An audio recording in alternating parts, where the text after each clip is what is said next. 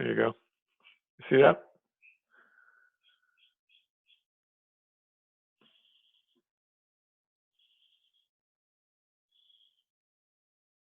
Right, it was Jeff.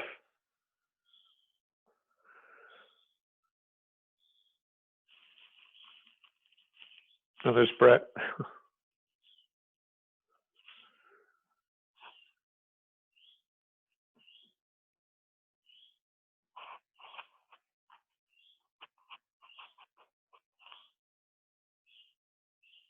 Yeah, so it looks like we just upcycled Ring Central. Yeah, looks like it. I think that's when I came into the call when Jeff, was it Jeff? It said Baja on his. That's Jeff. Yeah. Or Lawrence, it could be, but I'm pretty sure that was Jeff today.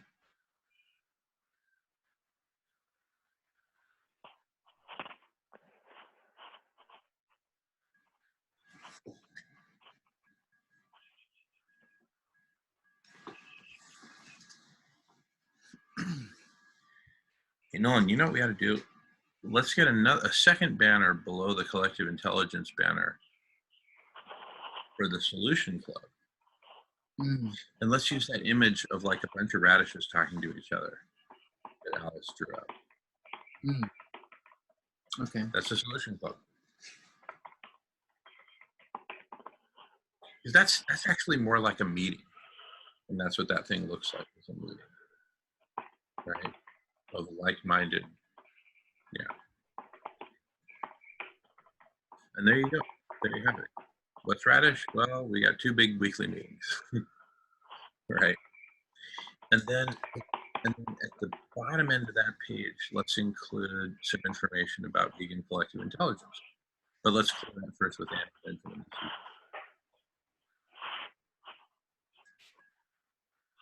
Or we could just leave mention to it and say, hey, we have to end at 3 because we start this other meeting, which is also open. Let us know if you're interested. Something like that. Apply to Radish if you're interested in that one. Something like that. Something simple like that. Yeah. Well, I was thinking I'd like to just make that basically the idea of all you tell people to do is go to Radish. That's it. That's it. And then they'll see the meetings right there. Yeah. Dude, go to Radish, come to one of the meetings. It's as simple as that. Yeah. And then they'll see Block Party and they'll see Solution Club. That's it. And if the vegan wants to promote their stuff, great. We'll throw it on there too. Or maybe not. No, maybe inside the Solution Club, because it's really a follow-on of the Solution Club in a way. Yeah, we can ask them. We'll figure it out. Yeah, exactly. Yeah, that's if they want. But just with those 2, I think we got it covered.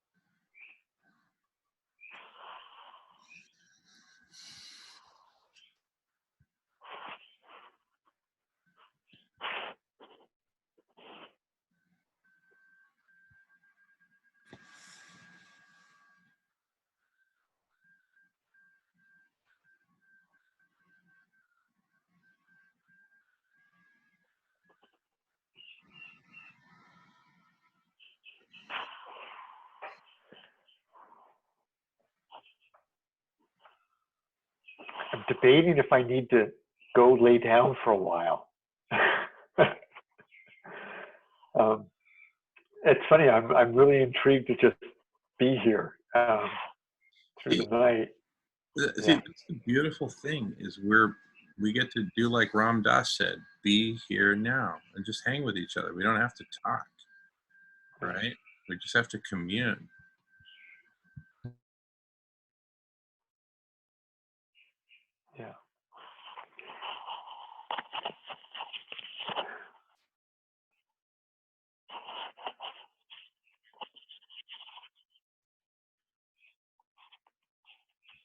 We're like a bunch of crows perched in a row on a telephone wire,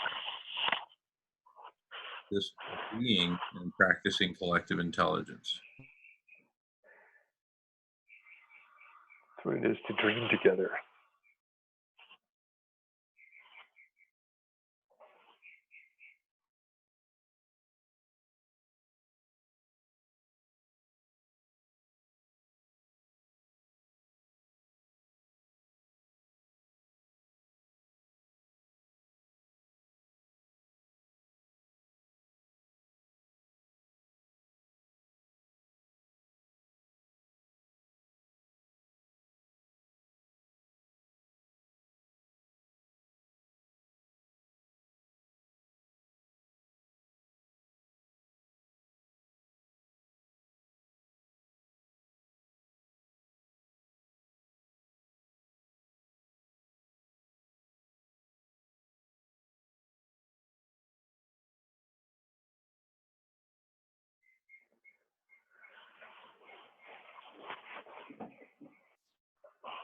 I'm feeling a story coming on. Are you familiar with Ariadne? You know the character, the Greek goddess Ariadne out of Mythos. So the island of Crete, south of Greece in the Mediterranean, holds many stories, right? And there's a creature called a minotaur, half bull, half man. It's got the head of a bull, the big steer horns, but the body of a man. And the minotaur was locked up in the labyrinth. And the labyrinth was built by Daedalus. These are all Greek mythological characters. And so, as the story goes, the king of Minos went off to do battle or something, and somehow his wife got involved with this bull that was, this steer that was, beautiful steer that was gifted to the king. And so she went off and had a relationship when the king skipped town and gave birth to this minotaur. And so the king of Minos went to Daedalus, who was the designer, the engineer, the thinker at that time. And he said, I want you to make something that this minotaur can never get out of. And that was the labyrinth. That's where labyrinth, the maze, comes from. And what would happen is they would send young men. They would have these ritual sacrifices, and every year they would send young men in to go kill the minotaur. But these young men would never come out, because as hard as it was for them to get in and find the minotaur, it was impossible for them to find their way out. That's how the minotaur couldn't get out, trapped in this labyrinth. Well, one of these groups of young men came, and there was these princesses off to the side, Princess of Minos, and she fell in love with this young man and just wanted to make sure that he found his way out of the labyrinth, and took her as his wife. And so she handed him a ball of yarn, a ball of thread, as he entered the labyrinth. And she said, unfurl this as you go in, and you'll be able to find your way out. And he did that. And he actually killed the minotaur. And he found his way out of the labyrinth by holding onto that thread.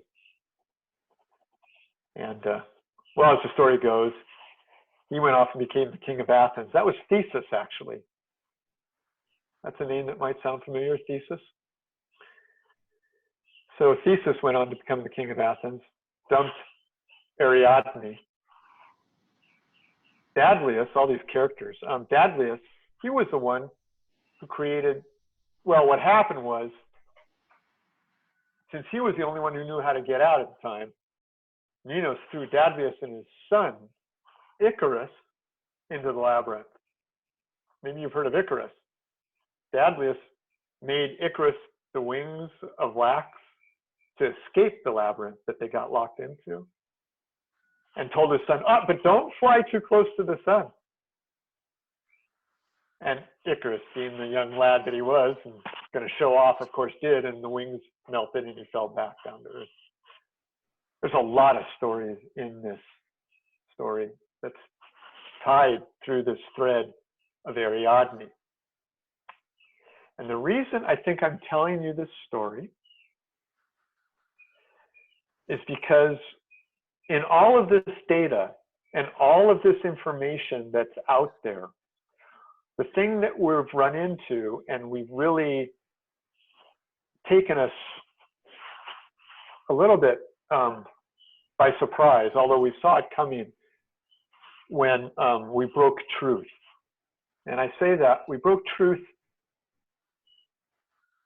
when basically computer graphics came along and the computer came along, because we had photography. In photography, we looked at an image and it was truth, and it was something that we believed in, and it was an image that carried a story with it that we could trust.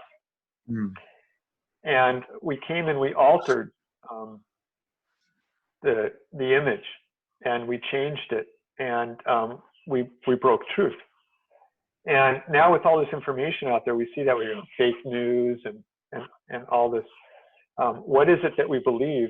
How do we believe it? How do we trust? What is the truth of our time that we can actually be attuned to in a way that we can trust it? You know, it's a trust thing, and it's a trustworthiness, and there's a lot that goes into that thought that is of great concern.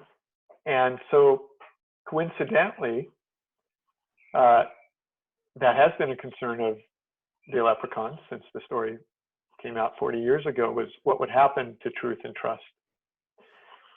And it just so happens that there's a project called Ariadne that is helping us bridge these kind of filter bubbles where we think we have different interests, but there's a thread that may be going between these kind of separate echo chambers and bringing people together through their common thoughts, but yet aren't finding each other because they're stuck in their own echo chambers.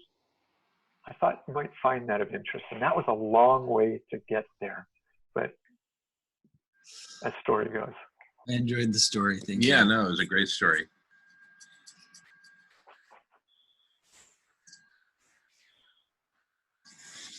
Does anything come from that?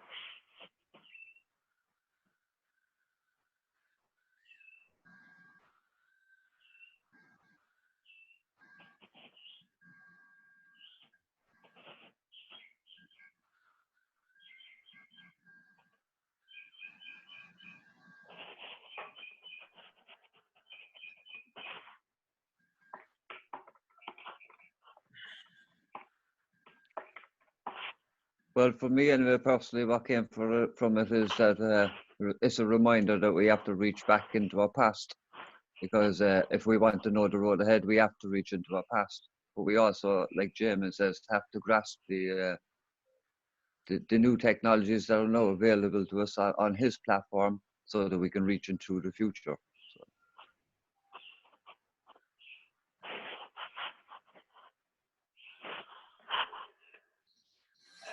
Okay, you guys, this is too much fun, and it's getting later, so it's getting more fun.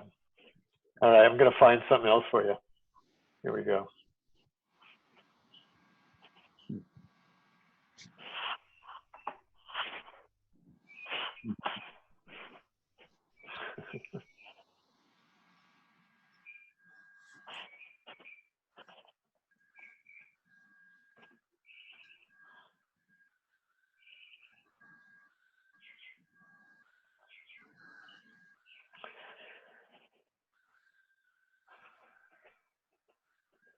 Oops.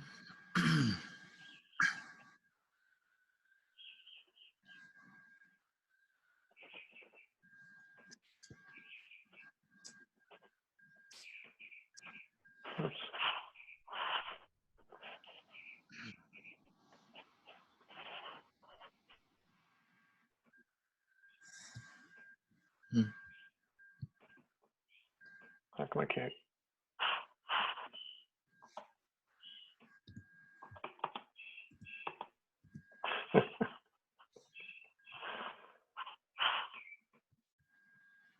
Okay, so here we go. I'm going to share this. This will touch on something I brought up before, but I think I'll appreciate it since we're having fun.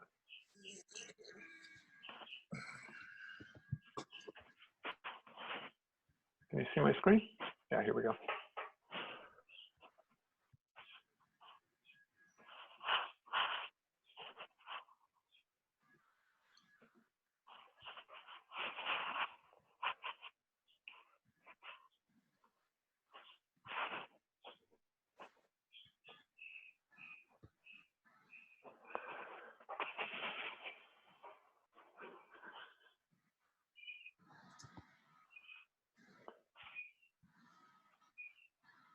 If there's supposed to be sound, we're not hearing it.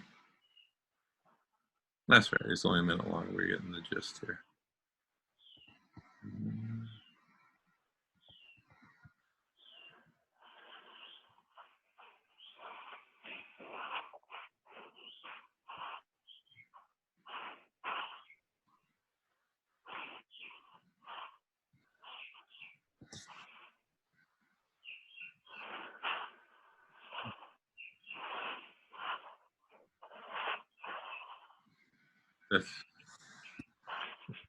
That's your website, right, Mark?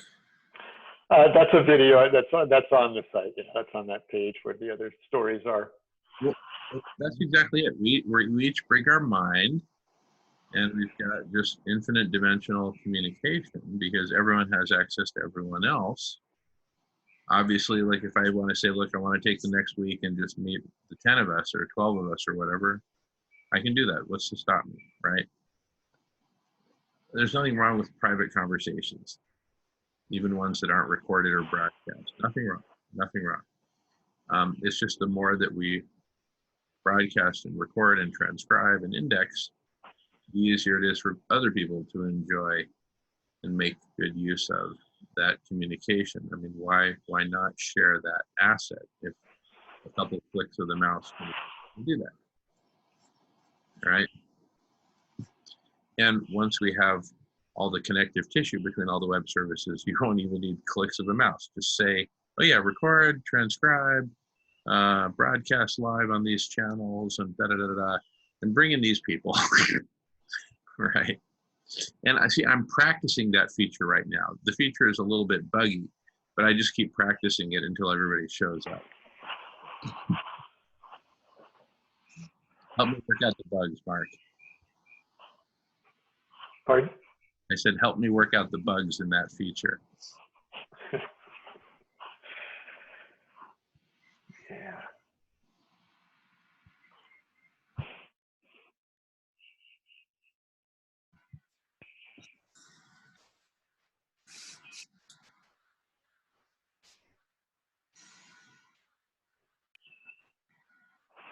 It's funny. For some reason, I've got this. What would Brett say right now? Oh man, he goes. He just, I know. we just be like, oh, Brad. He's fun. He's fun to play with too. Yeah. Speaking of which, it's got to be noon there in England. What the hell? Where the hell is he? Let me send him an email. Yeah. Tell him I got to go to sleep soon. Actually, I'm supposed to be on a call with him on Sunday. I think I'll have to finish before then.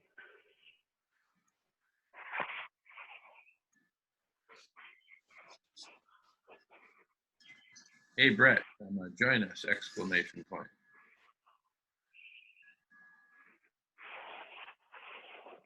This is cool, Nolan. I see two of you. Mark Yeah. And check in, even if only for a few minutes! Exclamation point.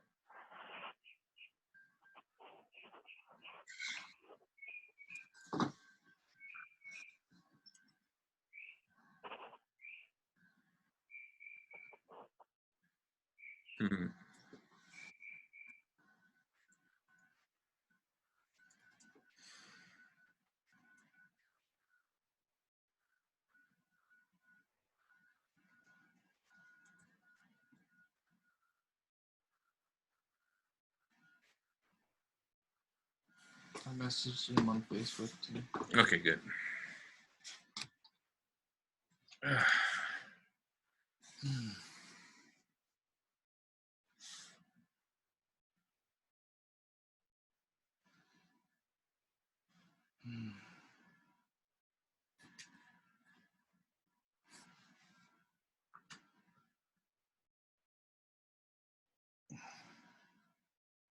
Guys, I feel like a wimp. I'm gonna go check out for a few, and then I'll come back. Okay? Yeah, come back. Yeah, I will. I'll see you soon. All right. Thanks, Mark. Okay. Yeah.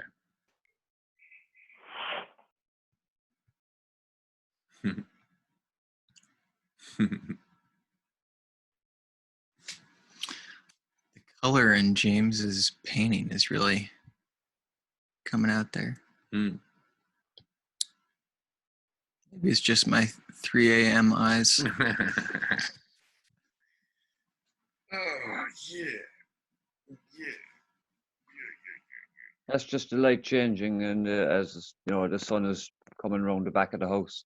Mm.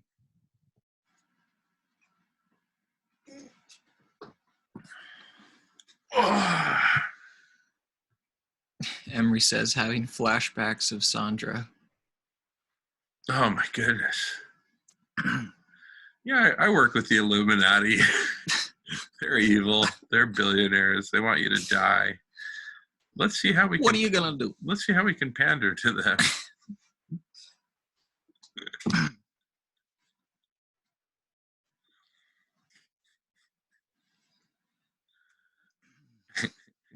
Yeah. Having a habitable planet, it's not reward enough. That's not of interest to them. Yeah. In fact, it might even be counter to their interests to see all the riffraff go extinct, and then they have the planet to themselves.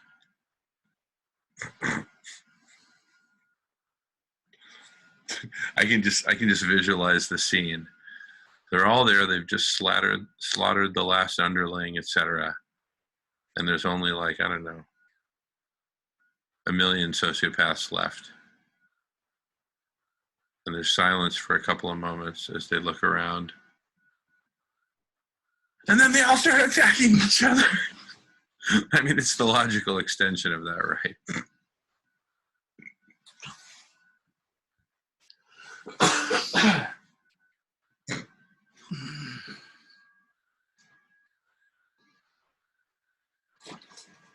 I mean, what are you driving on?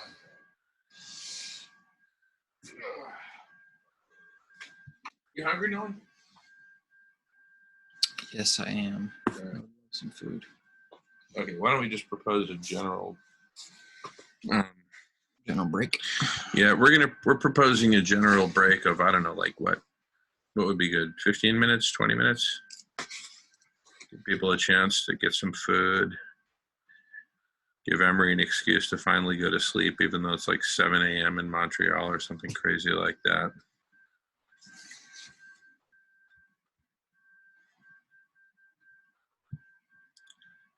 How are people feeling? Oh, no. Here's the thing. We weren't, I actually don't think we were being unfair to Sandra. I think we're being fair to the Illuminati.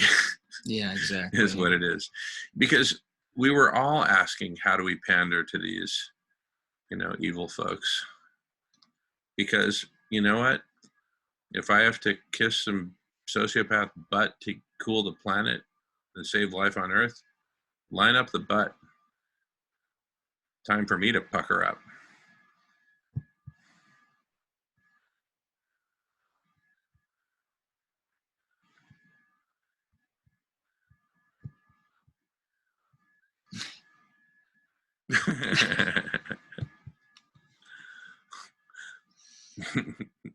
Anyway, shall we take a little break? Get some fresh air. All right, awesome. Yeah. How long do people want? Emery, you need to go to sleep. I mean, I love you and I want you to stay and all that, but I also want you to get some sleep. Yeah, get some sleep. It's, your health is important. All right, let's just. It's been a blast. Heck It's yeah, been man. a blast. I'm gonna do that. I'm totally zombified. So, Yeah, join the club. but it was it's great. What's up Tuesday? Tuesday at 11 a.m. Pacific time, 2 p.m. your time, we have the Solution Club at the beginning of the new world. Okay. Send the links. I think by Monday we'll have that banner and page up. By Monday night, doesn't matter. Emery, Did are you on my email list? You get emails from me? I didn't get anything. No. Okay. Where do I do that? Just put your email address in the chat, please, and I'll add you to the list. Okay.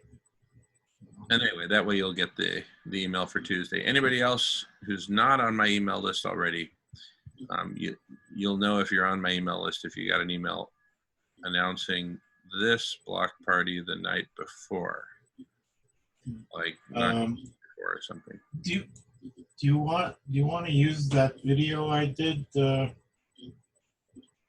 Or is it? Because I can repost it. I can repost it for next week. Well, Yeah. Change the description box date. Yeah. And links. No, just as is. You don't have to change anything. Just give it to us as is. All right. Well, I say we break until like 25 after.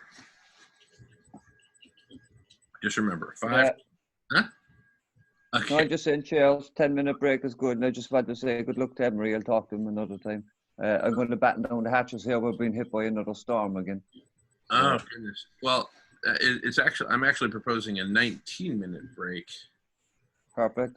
Till 25 after. Remember, 5 times 5 is 25. All right. We'll see y'all at 25. See you guys. All right. See you in a bit. Emery, get some sleep. All right. Yeah. See you in a bit. You too. Okay. Bye.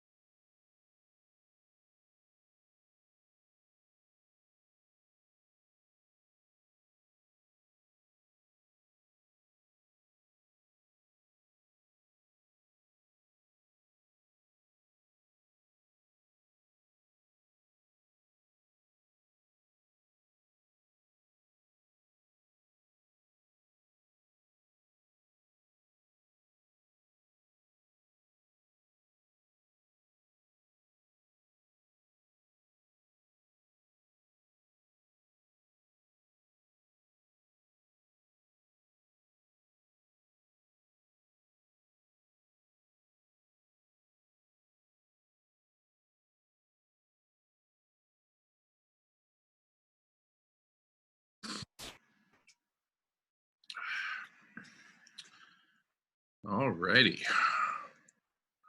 Adam, how you doing?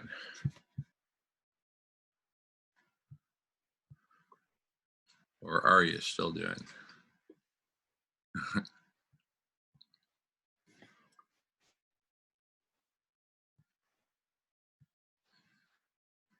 Hey, Jimmy. Hey, Adam. Adam, how you doing? I'm doing good. I've been doing some writing here.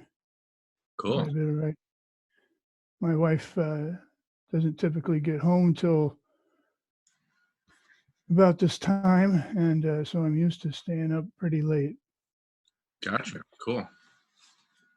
Good, good. Do you like the late night hours for writing and such? I do. Good for you, man. Yeah, in fact, my neighbors see me all the time with my little headlight on, walking around the backyard. And in the wee hours of the morning, and it's kind of funny. Wow.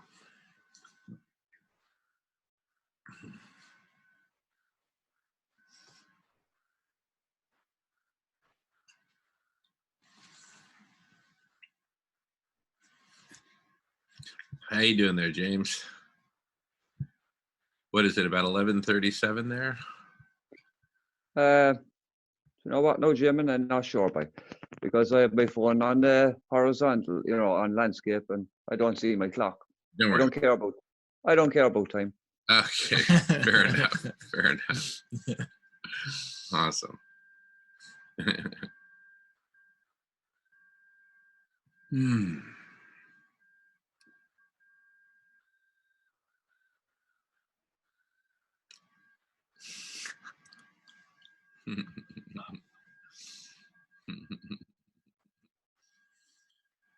Oh my goodness.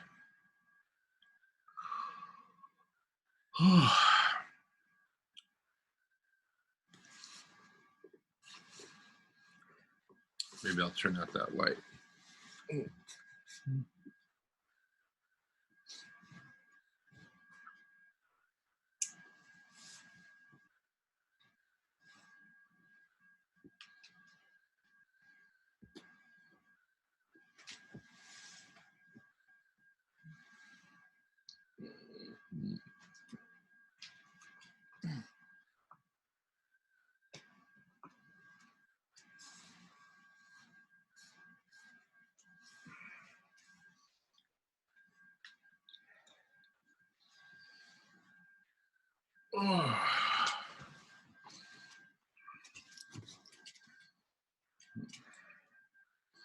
Oh, you're on your own. Okay. I do think it's kind of cool when we do this, and we can do this. Yeah. Interesting. Right.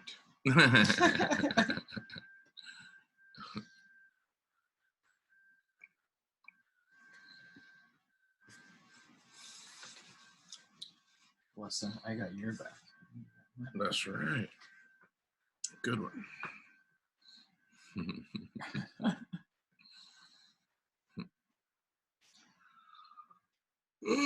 All right. Oh, we're coming down the home stretch. 2 hours and 21 minutes.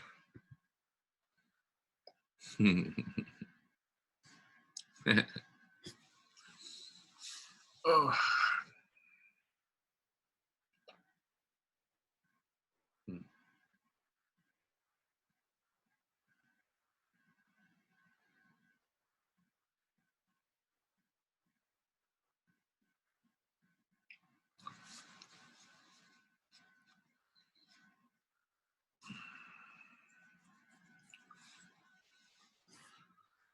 Let's take a look at that thing in England that's coming up. That conference or whatever. Now what? Now what? Yeah. Now what? Now what?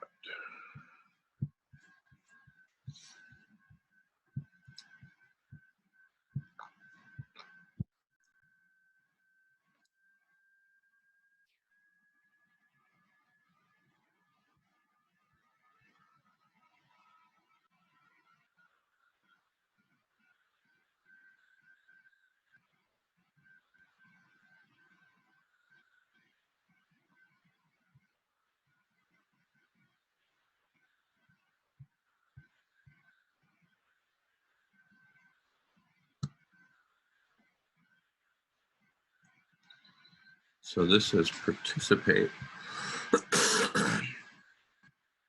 General gatherings.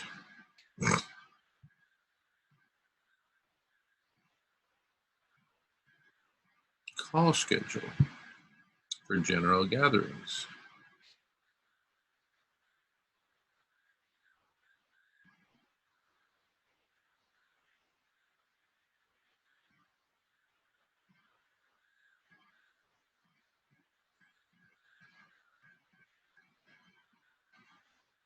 Minutes. 90 minutes, yeah. Takes us 90 minutes just to get warmed up. Engagement streams.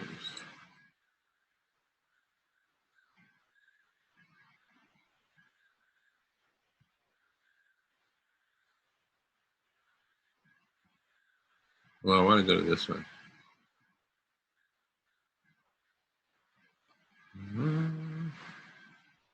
Learn more. Why don't they have a calendar? Did they have a calendar? I didn't see a calendar.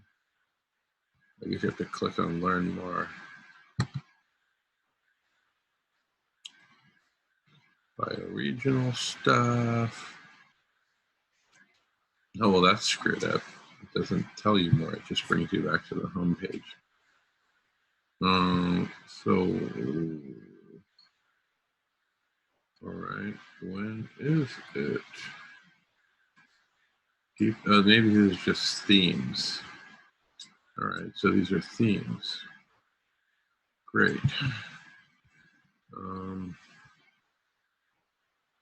See, it says engagement streams.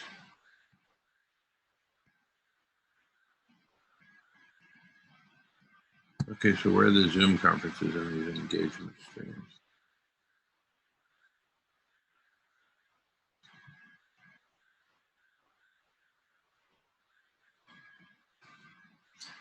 Yeah, maybe just try a different one too. Okay. New economies. No, I see it just takes you back to the main homepage. Okay. Well, what is Do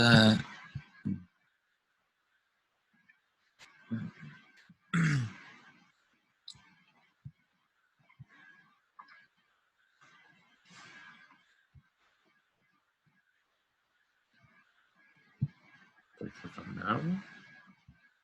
No, it just takes you to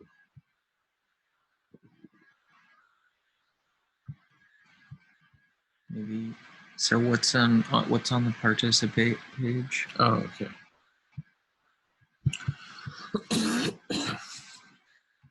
Okay. So there's general gatherings that we've already seen. Those are the 90-minute things. And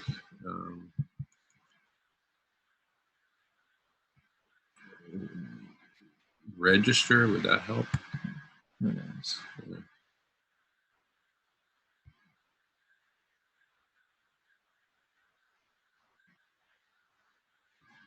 Wait, hold on.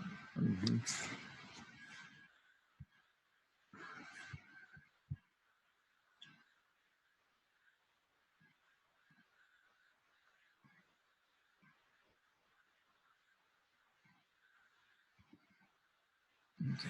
Anyway, bottom line. Oh, participate. Oh, call information and schedule. All schedule. Opening and closing. Now what cafe? It says 4 types of Zoom calls. Where? 4 types of Zoom calls are offered throughout the 6 weeks of Now What.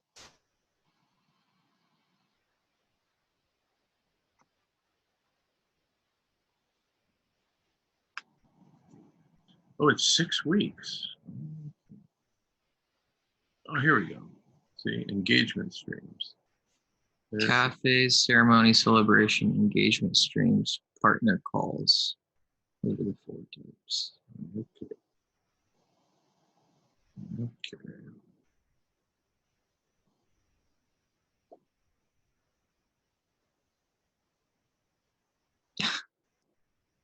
What's so funny?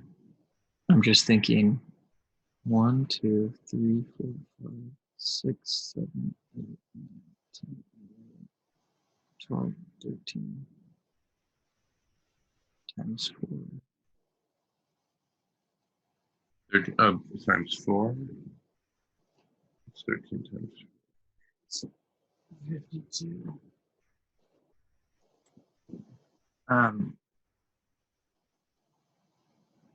52 meetings 52 meetings in 4 weeks. plus.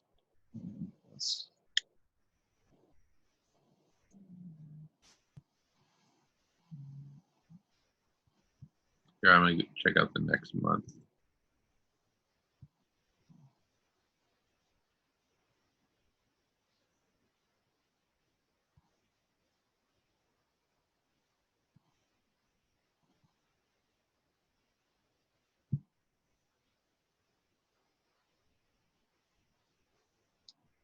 Basically, they do the equivalent time of, oh, well, yeah, that's not even. Basically, over the course of 6 weeks, they do the same time equivalent as 3 block parties. Well, wait a second. 1, 2, 3, 4, 5, 6, 7. On average, 7 times 1.5 is 10.5 hours per week times 6 weeks is 60 hours. So yeah, a couple block parties in 6 weeks. 2.5 block parties. Anyway, it's interesting. I mean, it'll definitely be important to show up there, and then we just talk up the damn block party. Come to the block party. This is where we're putting together. You And they know, have party segments there. Virtual party. Also, drop in anytime to laugh, play games, other things, share stories, listen to music, and so. We just always show up for that. I'm just kidding. I don't know. I don't know. I mean, in all likelihood, we'll have made connections with more people like Mark that are connected to this by the time this rolls around. yeah. Exactly. All right, let me stop the share.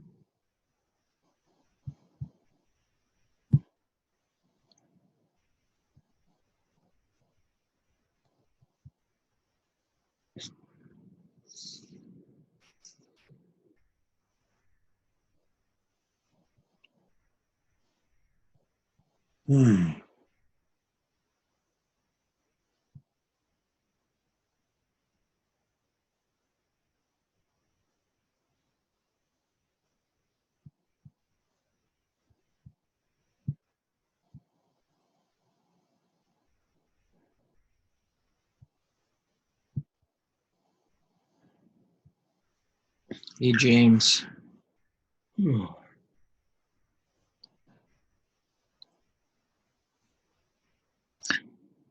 Yeah. How long did it take you to paint that?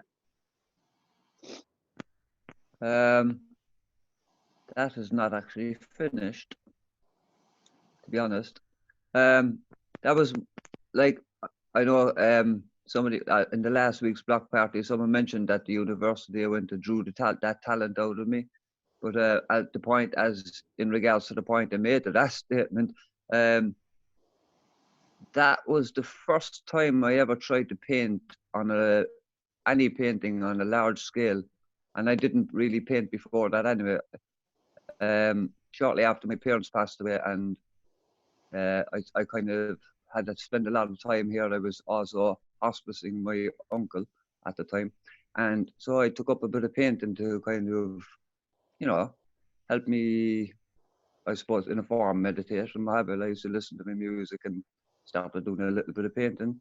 Just thought, I'd go back to that. I used to like it when I was a child and what have you. So I just decided to try the acrylics, and I wanted to try something different with it. Like, so I went for something large, and it was actually I was doing it as a gift for someone who kind of was looking for something that size as well, and something that they could look at and spend a lot of time staring at it and seeing all sorts of different things in it. And that's kind of the general idea they gave me, that what they wanted. And so I just initially started with the center panel, which is 6 feet by 3 feet high. And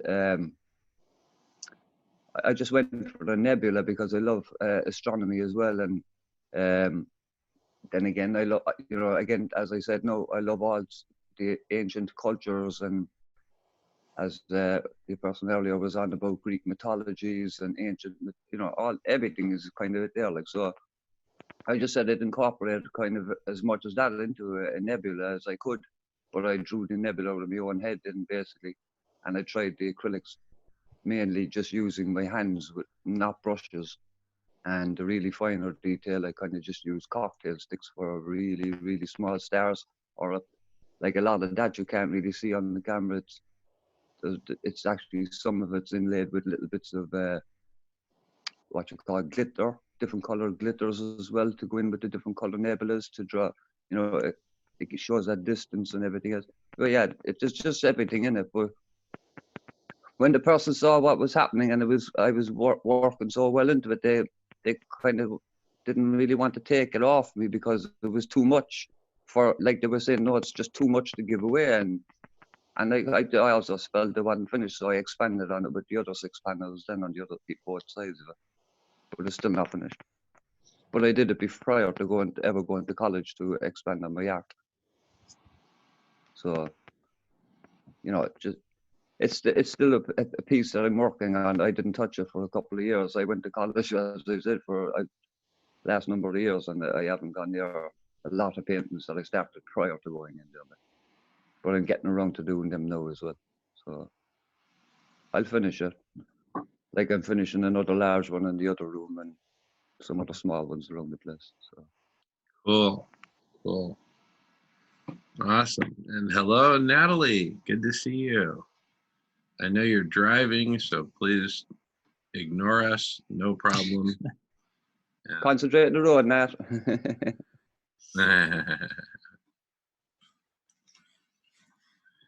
And James, where's Natalie? Yeah, Natalie's in Cork City with me at the moment, but she's originally from up the country in Navan. Well, outside Navan, not really. Yeah, I keep getting her mixed up with a few other students that I met, but I met Natalie in college anyway, and we were in the same class, both studying fine art. Well, Natalie was studying applied art, but we were both in the same class from the beginning. And yeah, Natalie's just decided to stay in Cork City because, as I said, Cork City is the is known as the real capital of Ireland, really, even though Dublin is the real capital, but or the official capital. But Cork is known as the real capital. So Natalie loves it here, so she's decided to stay. So now she's joining us, and I'm hoping she's going to encourage some more of her fellow-minded friends to do the same.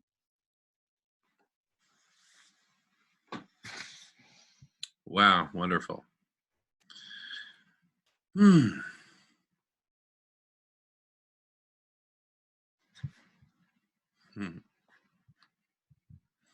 I'll also add, she's not from the same part of Ireland, so she's a bit shy about talking because she have a completely different accent to me. Oh. English, but completely different. Oh. So yeah, every Ireland's a small place, but every county has its own unique accent. So that's another thing you'll have to get used to as well, I suppose. Yeah. But same with everywhere. That's cool.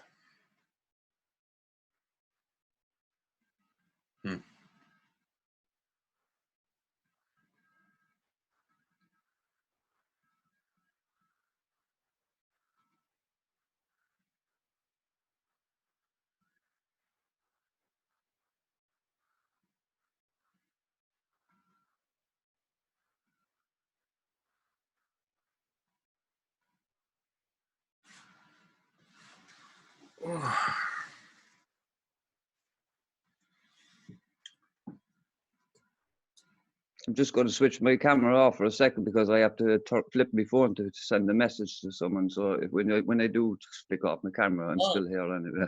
No worries. Take your time.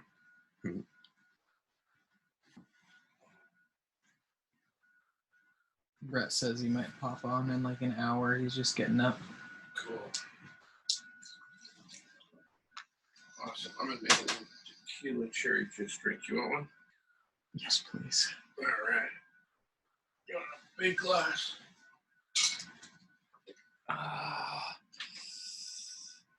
Or a coffee? Big mug. Actually, wait. I can make it for you in this.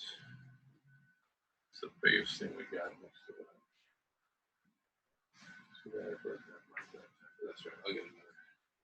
Yeah, that sounds good.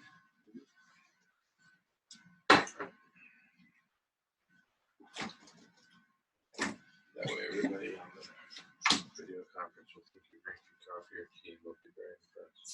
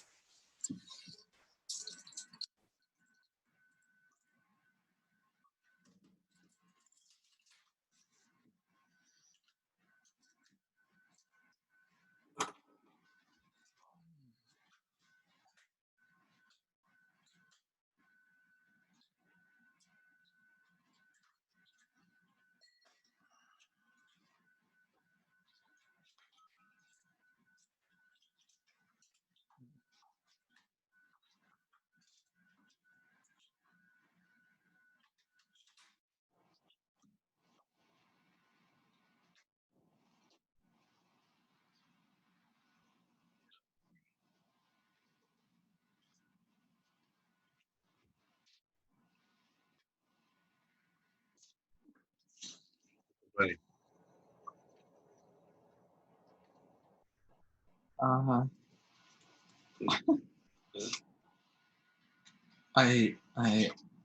I think there's like 7 people watching on YouTube.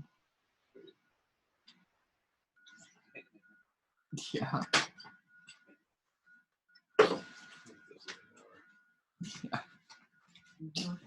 And Miles is here.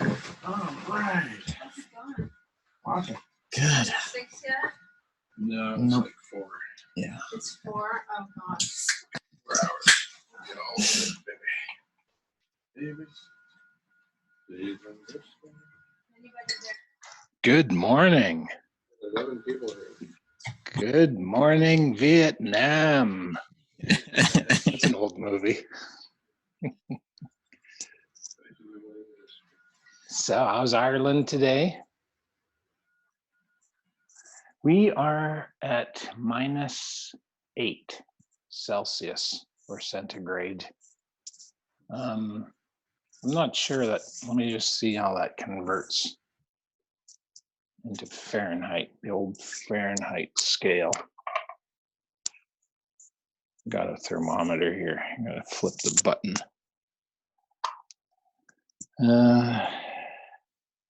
That's 15.6 Fahrenheit.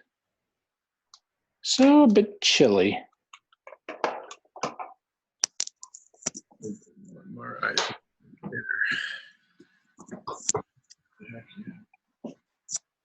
mean, ice will be raised.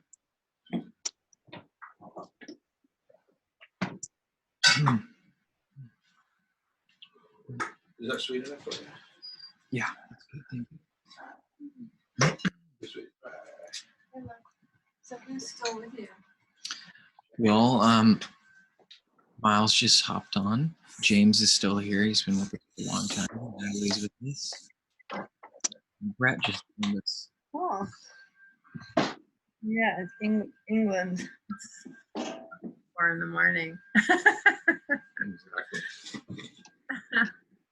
I got a late start today. It's 12 noon, but I couldn't pass up checking in at this last 2 hours of the marathon. So tell me something about the last 22 hours, Nolan. Tell me some highlights. Well, let's tell him what Mark said. Mark said, Which Mark? he said, I kept thinking, what would Brett say if he were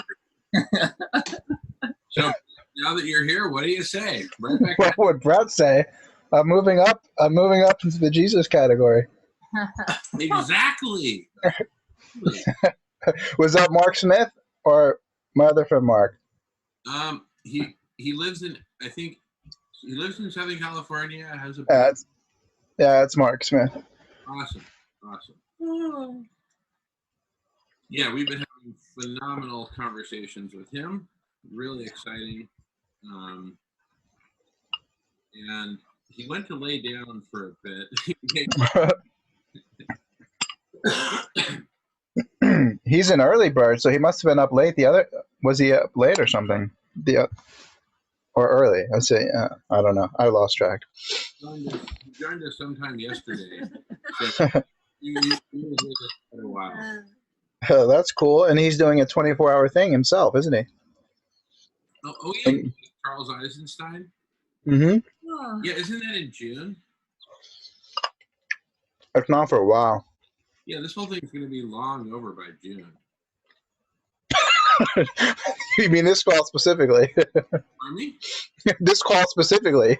Well, I was referring to our big challenge. Gosh, actually, Alfredo during the Spanish hour, which was actually in English, that was really powerful. He is, I would call him a medicine person. And he spoke about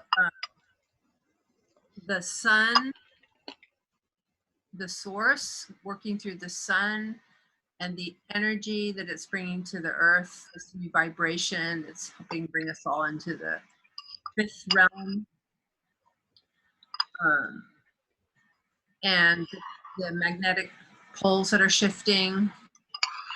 And the whole transformation or transition that we're going through. And how anyone who clings to the third dimension and this moving and changing into this other vibration, basically they're going to be removed and they're going to end up elsewhere. So he talked about all these shifts. Oh, they're going to end up in Ohio or something like that. That's terrible. That's terrible. We're going to end up in Cleveland. Hey, we almost hit Cleveland, didn't we? We Shiveleys are from Ohio. I don't know. I just picked out a random word. I was joking. A random place in America that I've only passed through. New Jersey jokes. I should have said the Seaside Heights where they filmed the Jersey Shore, which has given us all a bad name. Wow. That would have been more appropriate. Check it out. James was there. James, you were there, right? When Alfredo, were you there? Yeah. Yeah, it was excellent. It was very insightful and just riveting conversation. Yeah. I caught some pieces of Zion. I wanted to go back and watch that. That sounded pretty epic and interesting. What was he into? Like technologies and 3D and electronics, and it was electricity and virtual reality, I think he mentioned. It sounds like he's into all kinds of stuff, even nano fabrication. I don't know what. Anyway, if it's an electromechanico technico thing, go to Zion. And Jeff was getting into some of the kind of what's the word? The birth certificate stuff, right? And all that kind of stuff. Let's see, Jeff Lewis. I think I saw him showing some video of his place, and then later on in the night, he was talking about like the birth certificate process and kind of disambiguating from the 5 stars in the passport. Yeah, did he say he did that himself? Is that what he was saying? Process, if I. He hasn't completed the process. That'll be interesting. Obviously, there's a lot of people that talked about that. It's hard to tell the facts from the fiction and things. So it'd be interesting if somebody goes through that process and can. Doesn't really matter. Actually, I'm not sure it really matters. I did something crazy once. Well, more than once, but uh, along these lines, I once created a website with my social security number, which is obviously the last thing you're ever supposed to do, right? So it was a statement, I mean, of like a Spartacus, V for Vendetta kind of occupy the rabbit hole statement, right? I wanted to have a whole campaign. It's again PR, Jamin. Like I still kind of want to do this. I actually just want to make a Hollywood movie per se about it, rather. So it's kind of like not really happening, but it is. So I wanted to basically put my social security number up and tell everyone to like use my ID, get credit cards, get accounts, and have everyone do that as a Spartacus kind of thing. I'm Spartacus. So have everyone start, and it's kind of related to what Jeff's talking about in the sense that if you have trusts and credit cards, we could basically fund the new paradigm on each other's credit cards, especially with mathematicians and algorithms, where we take cash advances and buy things, but all the money and property we buy with the credit cards is put into trust, which can't be touched legally. So like if you just had a smart group of about 5 or 6 people, a mathematician and an economist, a past credit card business person, and a marketer, and like a director, we could basically probably raise hundreds of millions of dollars at minimum, make a huge statement, and then nobody could catch you. It's like Leonardo DiCaprio, Catch Me If You Can, meets V for Vendetta, meets Fight Club, basically. But I actually did it. I actually put my social security number just to go, and also just to prove it. I made the website. It was live. It had some kind of, front page and stuff. And when I shared it with everybody, all the Americans I shared it with, I asked every single one of them, what do you think this is? And none of them said it's your social security number. They all said, oh, is it like Vortex Math? Is it astrology? I was like, dude, it's like 9 numbers. I can't believe that nobody who just looked at it said, wait a second, man, is that your social security number? So nobody even recognized that. Nobody stole my ID as far as I know. I mean, like literally like the next day, that didn't create some situation within hours where I was actually, being with someone using my ID and all that. So, but that just reminded me of that story. But I still want to make that movie because I think it would be a cool movie. And it would work. I can guarantee you it 100% with the right team of people, it would actually work. And then we can just come right out like the Illuminati people and just be like, this is what we're doing. And you can't stop it because the credit card companies have an inbuilt loss of profit. They don't care about people going bankrupt and using, and not paying their bills. It's built in. They make so much money. It's built into their model basically to have some people not pay their credit. It's just because it's all a fake machine anyway from that. In that realm, I mean, of the conspiracy zeitgeist movies and credit cards and the Fed and all that kind of stuff. It's a meaningless game that they all play and they all use. So I did it in my 20s just to survive, to be honest. That's where it started. Like I used my credit cards because I couldn't get income myself and I just couldn't survive otherwise. So I just ended up using my credit cards and filing for bankruptcy. So when I grew up in Europe, when I went to school in London, and back in the day, one of the banks handed out these tapes, and it started out with all these sounds because this is back in the 1980 something, and 1986 I think it was, and it was all these sounds of these cash machines, and this ominous voice came on and it said, listen to the sound. People making money. Exactly. Really to indoctrinate us all into getting debt, to getting credit cards. And none of us knew how to use credit cards, and we just bankrupted ourselves with these friggin' credit cards. So let's flip the script, man. Go find me 100 willing space monkeys to join the film, and we'll all get our credit. We'll all share it, and we'll fund the film, man. And we'll put it on CNN as well. We'll put a big press release out. Our brand, Mr. Full of It, uses credit to its best abilities. Don't leave home without it. What a great idea. Don't leave the new paradigm without it. I don't know. That's good. We won't need money in the new paradigm. Adam? Did he go to bed already? Oh, yeah, Adam's a moneyless man. Yeah. Are you there, Adam? Yeah. No, he was here. Really. No, he's there. I see his name. I mean, No. We changed that plan. But anyway, he was here like 20, 30 minutes ago. He was here. Okay. Mm. Maybe I'll check back in. Yeah. Ugh.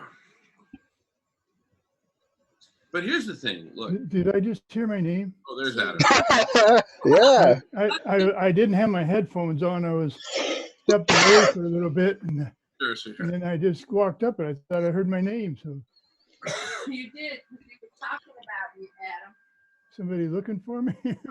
Somebody talking about me. My ears were burning. That's why. Yeah, we were just having some fun talking about the credit card system in America, since that's the system I know. And then Melissa mentioned the moneyless vibe. So we thought of you. Where are you based out of, Adam?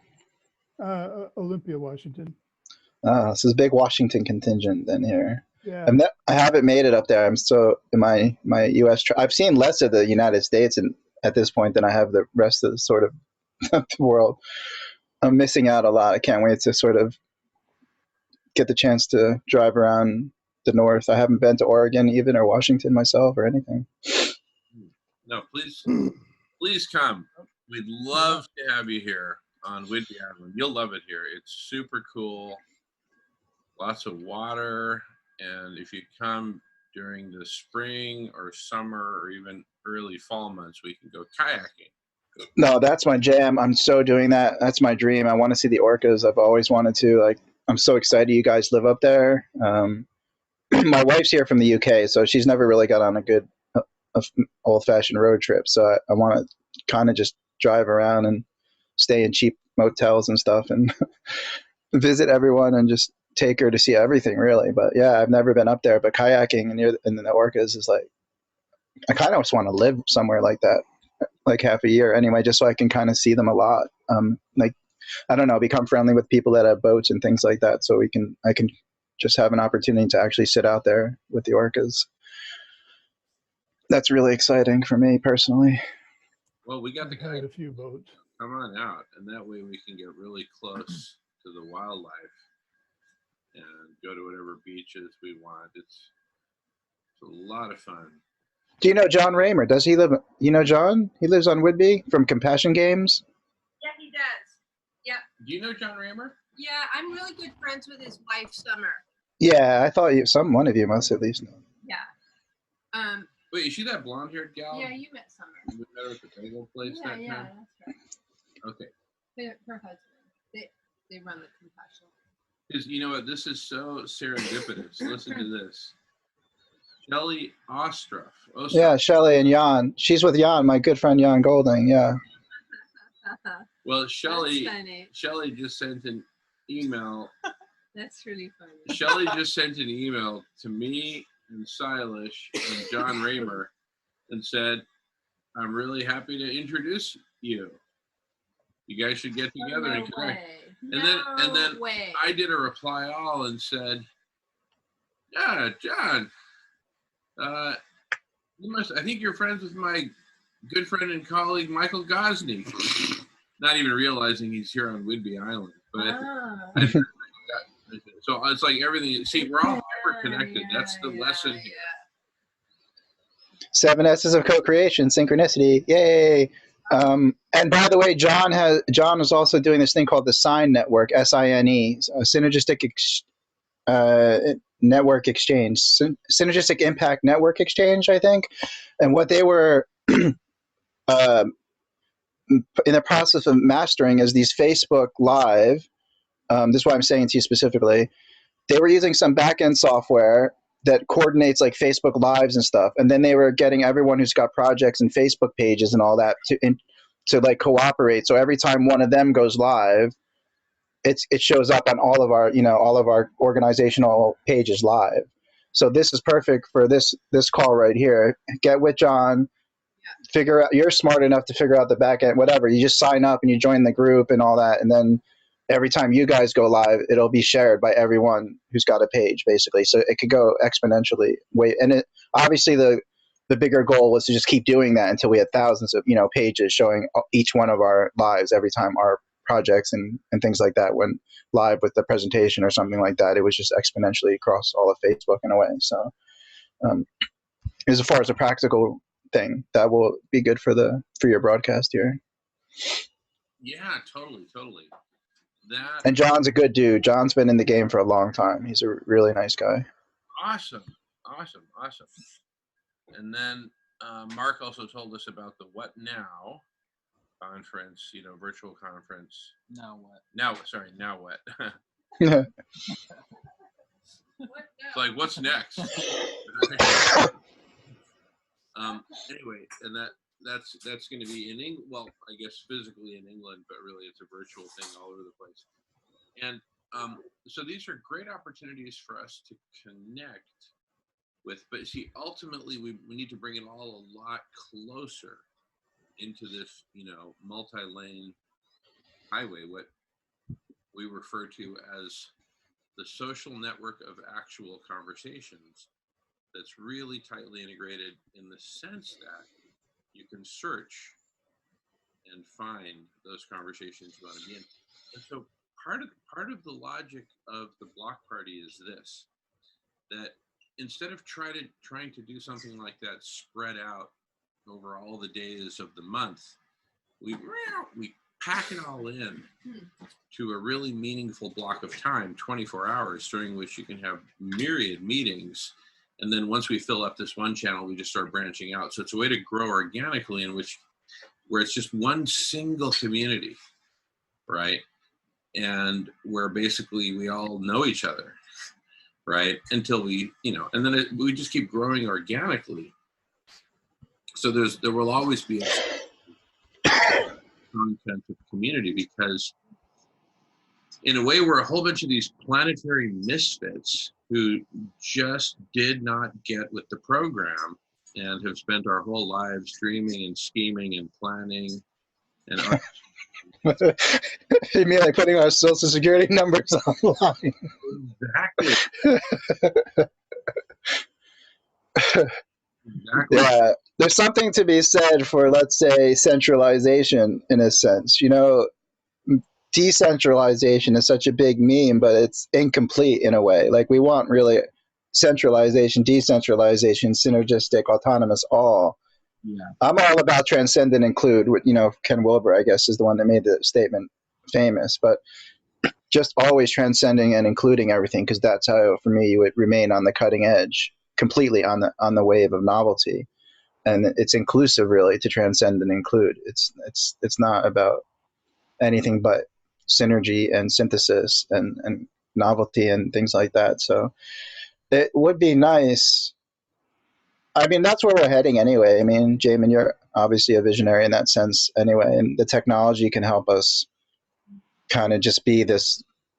That's why we always say, superorganism, this fractal organism, which does not really affect autonomy or unique self-expression or things like that. But on one level, it is centralized, but it's just such a big centralization and so diverse. It's almost meaningless. We use the word omnicentric often. Omnicentric means everyone is the center of power, really. So it's not like distributed, like, oh, the power's bad, we've got to distribute the power and make sure it's diffused and whatever. It's like omni-centralized. Every single person is a node. Every single project is a center of its own power. So I've always liked that anyway, just because I like to have new words and stuff. So I don't get bored with just decentralized everything. Decentralized. Blockchain. I went up to people at a conference. I used to just go up to people and go, blockchain. Everyone's like, basically like, and so glimmered by blockchain. It can solve poverty. It can solve everything. Meanwhile, it's hardly implemented for anything besides tokens right now anyway. Blockchain. And it would freak people out because obviously, like, they're really serious at these conferences, and in the middle of conference, I only did it a couple of times just to test it, go step right into like this really serious conversation and just obviously they're like, who the heck is this guy and what the heck is he talking about? Sometimes you just got to have some fun at these conferences and things. You know, it's interesting, Brett, we were talking a few hours ago about, okay, we want to bring in these well-known authors and whatnot, Daniel Schmachtenberger, Charles Eisenstein, and all that. And then I had this kind of mini epiphany where I said, well, wait a second. Why the heck would we even, expend energy trying to attract or woo, someone who might come in here and, I don't know. We want more people like us. We want more misfits, right? And, just bring your friends kind of thing. I mean, let me edit that. Bring your friends. The ones who are the most dialed in, right? Ones who are the most weird. Yeah. And the most passionate. Yeah. The most, creative, imaginative. Pioneering. Right? You had me at misfits. That's one of my favorite words. Yeah, no, I agree with you. I know for me the Game B crowd, Daniel and Jordan Hall and what it's all awesome, but I always felt a little bit lack of, I don't know, they don't use the word love a lot. They don't use the word spiritual a lot. It's very scientific and very logical and rational, and it's amazing. I mean, Daniel Schmachtenberger, that dude is like, if I had a memory, I might be like a because if I remember, he's amazing how much he synthesizes and must read. It must be all the qualia, right? How does he stay up and synthesize all that information? He's unbelievable, and he's very soft. I mean, he's got a very soft, nice personality. Actually, I like his stuff a lot, but I gotta go with Game D, Game Divine. I don't need a Game A, Game B, or Game C, or E, or F.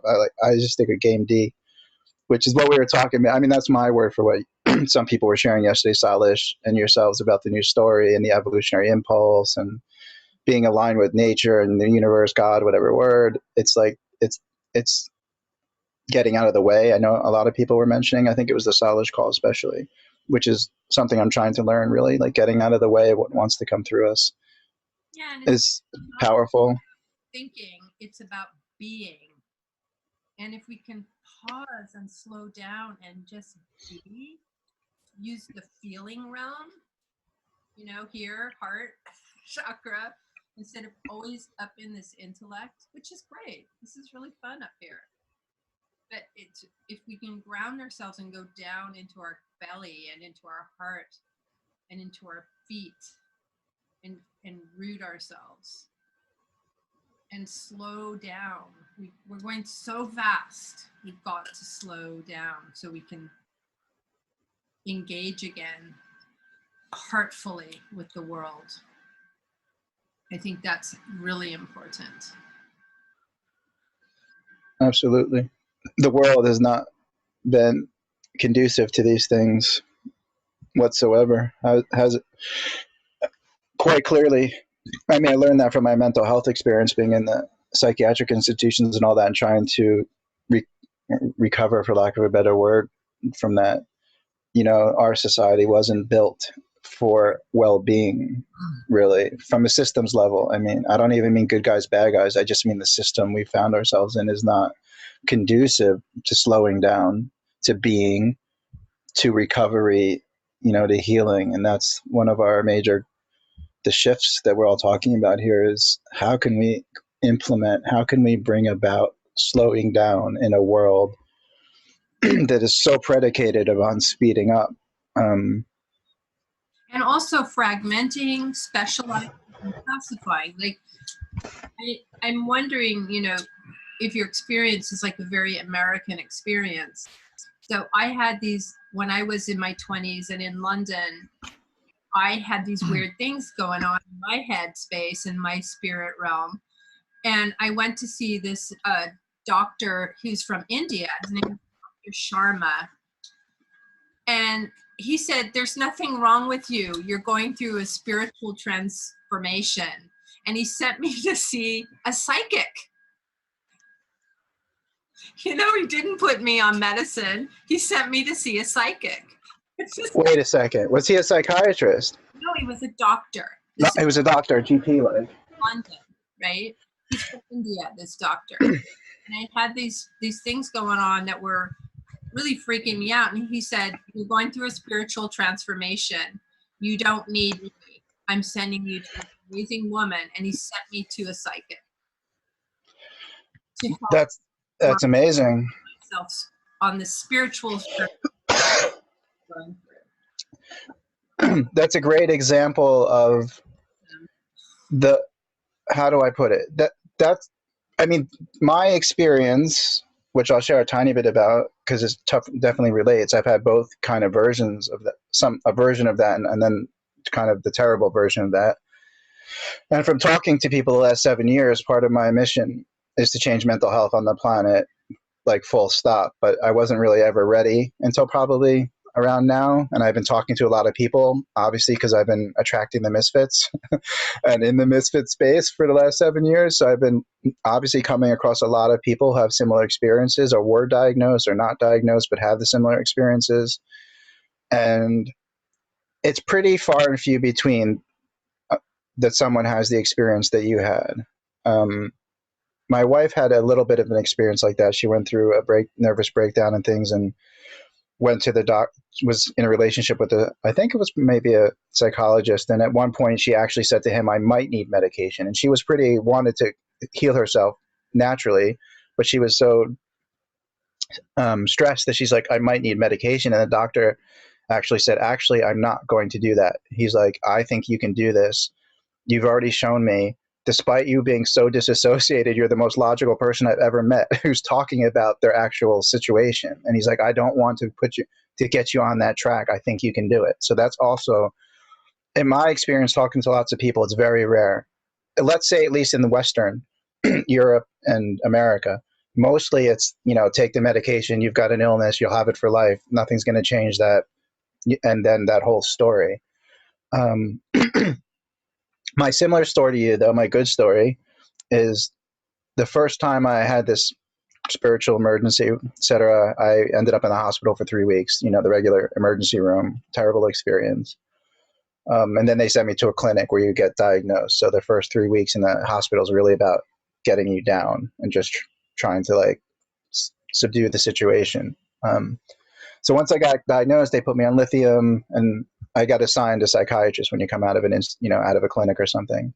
And I went to the psychiatrist and I said, "I hate this lithium. This is horrible. I don't like the way I feel." And he was this disheveled guy. He had a Buddha on his. He was a white middle class guy. Doctor, probably went to Harvard or something.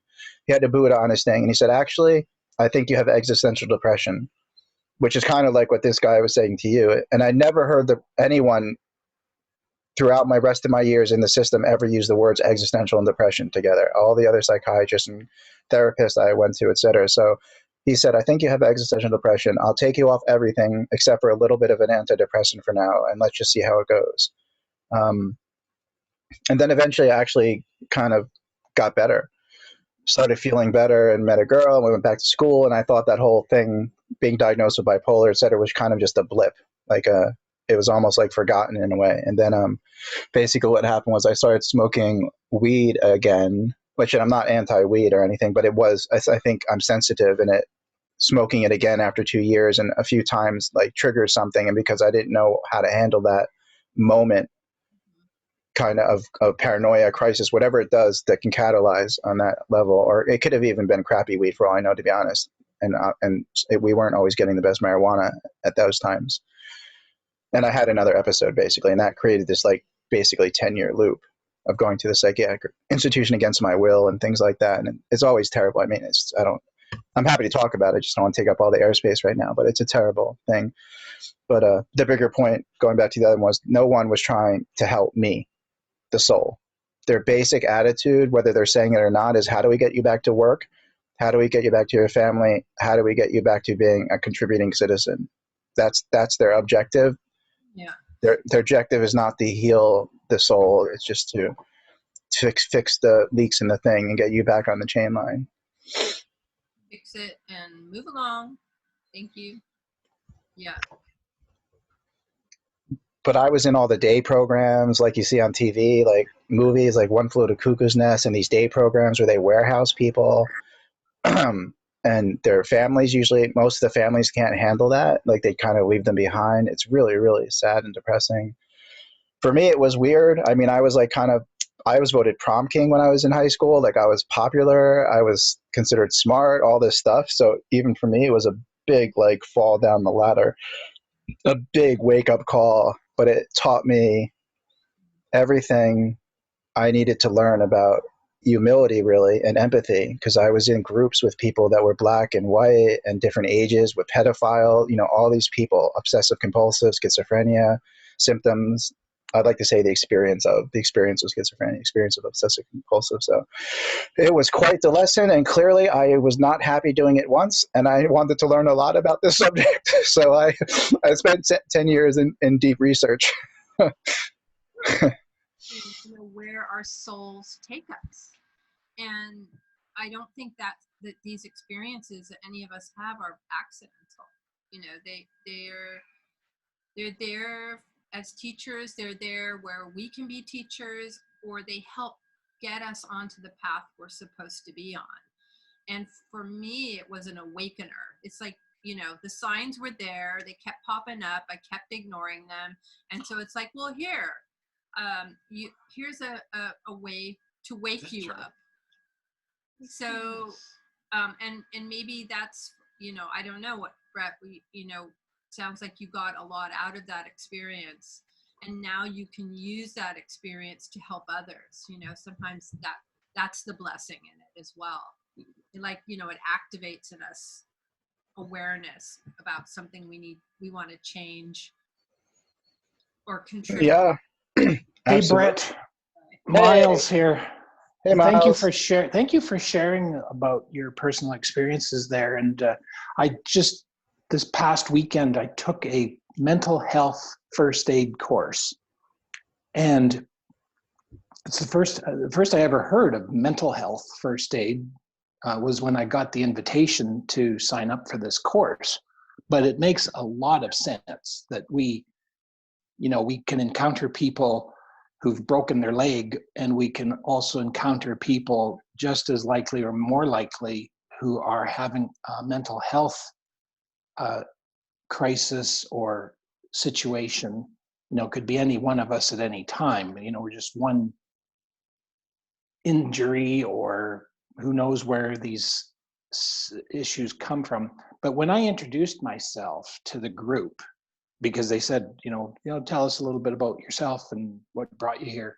And I said, well, a couple of things brought me here. First of all, my interest in trying to figure out how we could work together to bring First Nations wisdom, Indigenous wisdom, into our governance here in Canada, where I live. Secondly, I said, because of, on a personal note, my eco-anxiety or ecological anxiety is how I said it. And so you encountered somebody who coined the term or used the term existential anxiety. And of all the people in that group of about 25, I was the only one to raise the ecological anxiety issue. I did the same thing a couple of years ago at a parent, trustees, teachers meeting with perhaps maybe 1,000 people, several hundreds anyways, of parents and trustees of the school district and teachers. And they had a psychologist. She might even be a psychiatrist from the University of British Columbia as the keynote speaker. And she starts asking questions, so what's troubling our youth and what are they contending with? And everybody's listing, boyfriend, girlfriend, school pressure, homework, social media. And then I raised again ecological anxiety, and everybody looks at me a little bit like the dog looking at the bowl being taken away. So anyway, we're still got a long ways to go. And then finally, another question I asked at this mental health first aid course was, is anybody familiar with the work of Carl Jung? Because Carl Jung is about not trying to make people fit this global casino insane asylum economy that we have. It's not, the reason why so many people are so-called misfits is because it's not us, it's the system, right? But very few, and when I asked who's familiar with the work of Carl Jung, there was one person said, well, I'm familiar from Alcoholics Anonymous. But I was, it's really surprising. People, the typical approach to psychological help is trying to conform the person to be a better cog in the big gears and in the machine, as opposed to saying, maybe there's something sociologically out of shape with our system, right? So I appreciate you for sharing that. Final thing I'll say, so I missed your presentation because I hopped on a bus to head downtown to go to the Fridays for Future rally. And so I'm going to catch your presentation on the replay. On the trip back on the bus, I sat down and this lady, she saw my big case and she saw my sign, Fridays for Future, and she said, oh, were you down there in front of City Hall? And I said, yes. Then she went on to say that that very afternoon, the reason she was on the bus early was because she got laid off from her job after 8 years. And I said, oh, I'm sorry. It's a situation a lot of people are finding ourselves in. And this is connecting to what we're talking about in another thing you mentioned, that there's no love in this typical corporate world. And in fact, this lady on the bus, she said, I worked there for 8 years. And then when they told me I was being laid off, it was like I was all of a sudden an enemy. And they very unceremoniously cut her off her laptop. She said, well, can I use the laptop a bit to pull my resume together? No, you're cut off, and take your pencils and out the door, And so she was really in a sort of state of shock about how she was being treated. What I shared in the comments was a little comment from a few years ago that I just found. It was on the Democracy at Work website. And there's a place called Mondragon in Spain, where back in the 50s, the 1950s, some priests who were concerned with the rising unemployment said, well, let's see if we can't get people together and pool our resources and create a cooperative. This Mondragon is now actually like a city on itself. And if we read the comments, they're manufacturing all sorts of things. And the comment that I posted is about what happens if one of their subsidiaries runs into trouble. Everybody does their best to adjust so that they can find those people that are in that subsidiary at least part-time work or something. It's not just, oh, we're going to lay you off. It's Friday afternoon, out the door you go. Don't let it hit you in the ass as you go out, kind of thing. So thought for everybody in Jamin with respect to solar radiation management, and getting these mirrors happening, let's approach a Mondragon, say, hey, we need you guys, because they are leaders. They manufacture apparently some of the best appliances in Europe. So not sure, Brett, if you in London or England or James over there in Scotland are familiar with this Mondragon Corporation.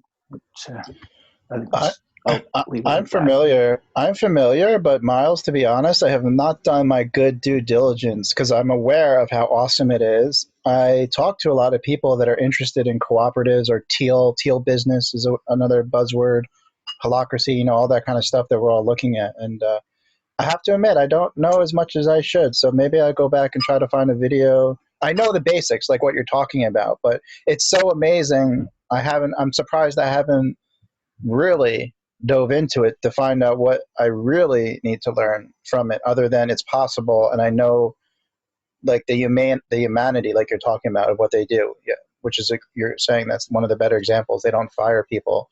They find another way to include them, which is what we've been experiencing too, because we're trying to act like an organism and a family in our little project. Like, you just don't fire people.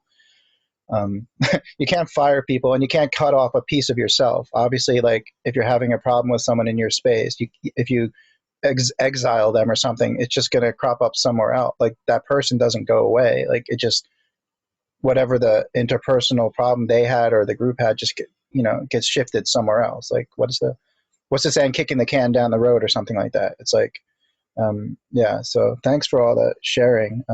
Totally. I'm going to see if I can maybe find a documentary or something. I've never actually watched that about Mondragon. And really, you're right. It would be, because I'm in Europe, it would be good to go there at some point and just hang out for a month and talk to everybody and do interviews and things like that, for sure.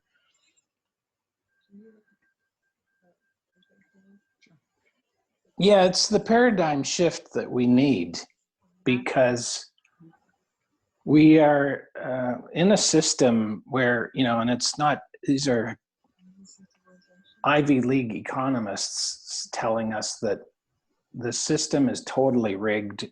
So, for example, in the last couple of decades, just a lot of artificial wealth created. There's an economist that is often a guest on the Real News Network. I don't know if anybody here listens to the Real News Network, but this economist, he says, well, what has happened is with the ability of the corporate structure to reward the chief executive officers and the high officers, but mainly the CEO, because they're so shielded, there's not any accountability for massive errors that they may commit, and then their compensation is now tied to the performance of the stock. So there's just been all kinds of massive stock buybacks, where the corporation uses its own profits to buy its own shares to increase the share price, and then reward their directors and their CEO with these extravagant salaries of tens of millions of dollars a year. So anyway, fundamentally flawed paradigm, whereas you were mentioning how your experience is that it is possible to have a structure where no one's actually the boss entirely. You have leaders, but you don't have people that are just totally immune and rule, sort of like a monarch, I guess. I wanted to redirect the conversation a second, if you guys don't mind, just because I wanted to come back to what Brett, you and I were, and all of us were talking about madness. And I was just wondering, have you ever read Madness and Civilization by Foucault? I have not. Should I check it out? Yeah, check it out. One of the chapters in there talks about how they treated the so-called insane, and you've probably all heard the term ship of fools, right? The ship of fools. Yeah. They believed that the voyage by water, going on that journey, healed people, and so they would put the so-called insane on these ships, and they would take them on a journey across water as a way to heal people. So wow. About madness and this journey of self-discovery, like, who am I?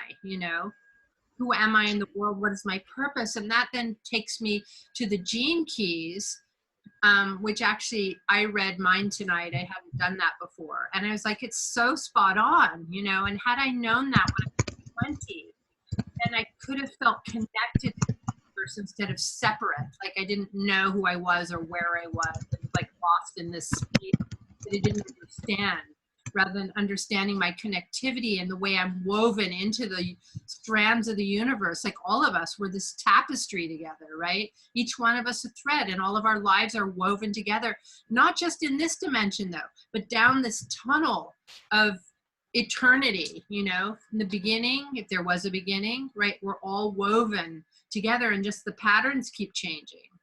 And so I'm just, yeah, anyway, I just wanted to mention that. Yeah, thanks for your tip. As I said yesterday in my presentation, despite my vision, I'm quite limited. Like in the relatively speaking, I thought Ship of Fools for me obviously came from Jim Morrison and the Grateful Dead. so every time I hear the Ship of Fools, I think of the Crystal Ship by Jim Morrison, which is cool and it has a meaning. But I didn't know the actual history of that term probably came from that. That's amazing. I'm definitely going to check that out. And also take the Gene Keys book out some point, and Jamin, if you don't really read them or you do, check out the Gene Key that has exquisiteness in it. The exquisite gene gift is so misfit. It's about people being this authentic, exquisite self, because the shadow is mundane, I think. So it's like boredom, mundane, and then exquisite. I'm familiar with it because it's in my wife's profile. So it's a lovely key. I think you'll both enjoy reading it for sure. For us, so we'll get it on Sunday. Melissa, the ocean is a metaphor in a lot of, like for Jung, for example, the ocean's a metaphor for the collective unconscious. So it's interesting that they sailed out there to discover themselves. But that's the difference between just going to some cognitive behavioral therapist who's going to try to make you a square peg so you fit into the square hole, as opposed to, no, you're round, and celebrate it. And, you know, you're appreciated for being round. Yeah. Well, when I was in nursery school, I lived in Stanford. My dad was a professor at Stanford. So we went to this really incredible nursery school, which was very experimental. And anyway, they were doing all this IQ testing, and they had us look at a book with a labyrinth, and, you know, we had to take our pencil and go from the go to the center. And then they took us into a room one by one, and they had built the labyrinth that was on the plan version.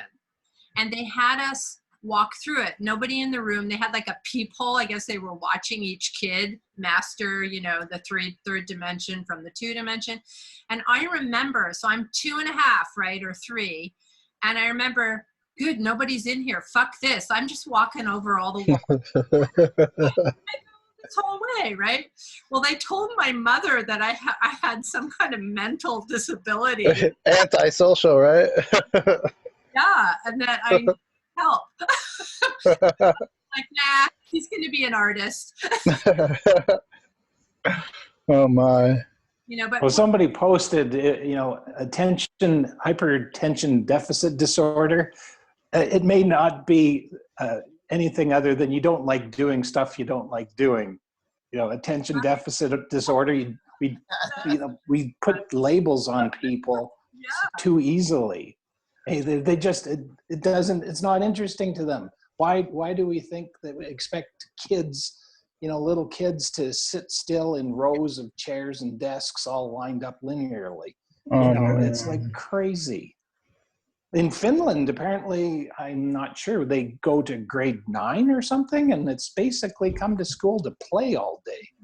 Just run around and, you know, like, but we've got our system for educating students right from the get-go is getting them ready for the machine, right? We got to line them up. And, you know, even as a kid, I recognized these schools, especially the ones that I went to when I was young, they're just nothing but big shoe boxes with the door on one end and the door on the other. And it's sort of like a factory, you know, the Ford's Model A factory cranking out Model Ts or Model A Fords from the get-go. And apparently whoever, I did read somewhere, I could research it, but indeed, whoever planned the education methods that we have today in United States, Canada, England. It was actually created by, or greatly influenced by the manufacturing industry.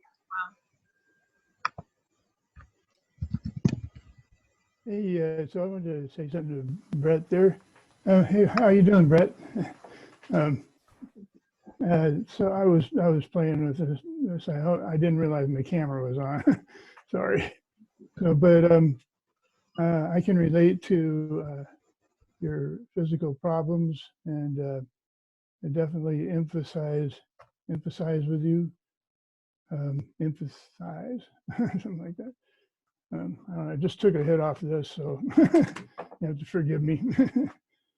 It's late at night for me, and my wife doesn't get home till about 3:30 or 3 o'clock or something like that anyway, so from where she works. She's a bartender, about 25. Oh, I'm just kidding. Anyway, yeah, I was thinking about, my take on money, and so I put this screen up. You probably can't see it very well. Maybe I could go and share for a second and show it. Yeah, just do that. I think I've got it like right here, pretty close. Yeah, there we go. There it is. Okay, so puzzle. Yeah. So this is a picture of it. So these blue lines represent people. They're the puzzle, and each piece is different, but they're all kind of the same size. And I hand drew this, so that otherwise it'd be better. But they all fit together to form the picture of humanity. And you can see that each piece has its own name, and I put it on there. So the grid over the square grid over the top of it is money. It represents money. And so we have to fit inside these grids. And I just drew this as a metaphorical image because we don't have a choice over where we're born in life. We don't know what we don't get to choose what womb we come out of. So we could be born into a wealthy family, or we could be born into a third world family. We don't know. And I think I heard somebody say that one thing about money is it tends to make us tends to make us selfish a little bit, and maybe it may not be apparent to people, but anyway, I wasn't going to go there. But so that's what I wanted to show, is this money just forces us into these places. And you see, like Terry here has got is pretty much almost in one square, doing pretty well. Probably, if I was metaphorically going to say something, it'd be they're probably a CEO or something. But look at Jerry here; he's split in half. He's probably got 2 jobs. I don't know. There's a lot of you just don't have control. And so That's great, Adam. Did you come up with that? Yeah.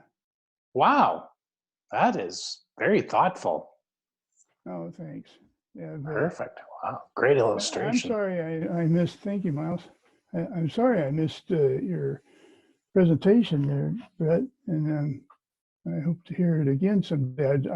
I just kind of heard you, and I've been sitting on here doing some writing, and so I got on because I heard you telling your story, and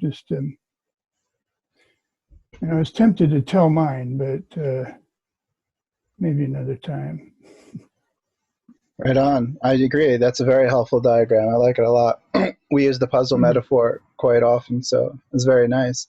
I wasn't presenting anything specific as well, Adam. I was just sharing a little bit. Although maybe another time I'll do a little share just on the mental health stuff, another block party at some point. What do you do here? I think I've heard people mention you before. Just curious here. I mean, what's your specialty or whatever? I specialize in being a misfit. That's the truth. I did my presentation yesterday about kind of my life story and background. So I said I was kind of like a gonzo journalist. You know, Hunter S. Thompson in the early 70s wrote Fear and Loathing Las Vegas. He coined the word gonzo journalist. It's someone who's in the story who doesn't claim to be objective. So I'm kind of, I love to tell the story and document on some levels the birth of a, you know, whatever's happening, the emergent evolution. So I always like to talk. I like to tell stories. I like words a lot. And then I've sort You're of really gifted in that. Oh, thank you. Isn't it amazing though? I think about, and Miles, you might be into this, but I think about our hunter-gatherer ancestors before there was written language, and they passed down stories that, you know, that's how they passed down their history. And what their children would learn from was stories that were handed down, and many of those we see as myths today. Joseph Campbell wrote a lot about the myths, and I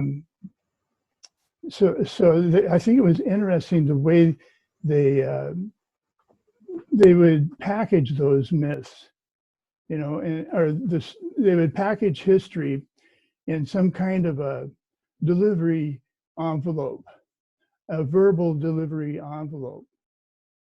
So I think they've passed down messages to us in verbal delivery envelopes. And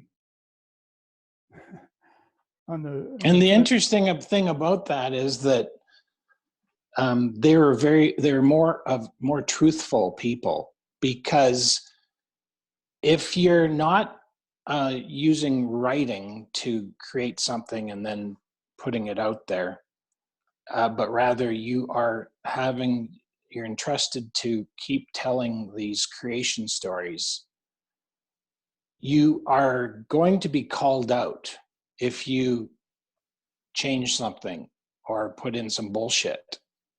Whereas we have the ability to print stuff, and even if it's bullshit, it goes out and it affects everybody because it's deception. So anyway, that's a curious or an interesting thing that I learned, was that you're held to be truthful because there's a lot of people listening, and they'll know if you're changing the story or telling something incorrectly, and they'll correct you. Well, gulp. No, I try to tell the truth. I mean, I don't always, because that's just the way life is, but I do most of the time. Well, no, we're part of the system, you know, and one of the things I think I'm totally ready for is a lot of the indigenous peoples lived quite harmoniously because they were matriarchal. The feminine held authority, and I have quotes from Oren Lyons of the Haudenosaunee there in Upper New York State. And the clan mother is an honored woman, and her authority is to be able to pull a chief, a male leader, out of service for misconduct. And think if we had that rule. And in fact, there's a chief, Hendricks, I believe his name was, who back in the early days of the writing of the United States Constitution, he said, well, because they consulted, Benjamin Franklin actually went and talked to the Haudenosaunee, because they realized that some of them, like Benjamin Franklin, realized, wow, these First Nations people can really teach us something about democracy. So they actually borrowed from the Iroquois, as you say down there, or the Six Nations. But when Chief Hendricks saw the first drafts of the US Constitution, he said, well, this is all well and good, but where are the women? And indeed, yeah, the women in the United States and in Canada, we weren't even allowed to vote but maybe 100 years ago, they weren't even considered persons in Canada officially to be allowed to be a senator until 1929. You know, it's not even 100 years ago. So we've got a fundamental flaw, and I'm more than willing to say, okay, men in our man brains, we need to take a back seat here, because that grid that Adam shows, I would suggest, in my opinion, that that grid is a man brain creation. Women would not create these grid lines.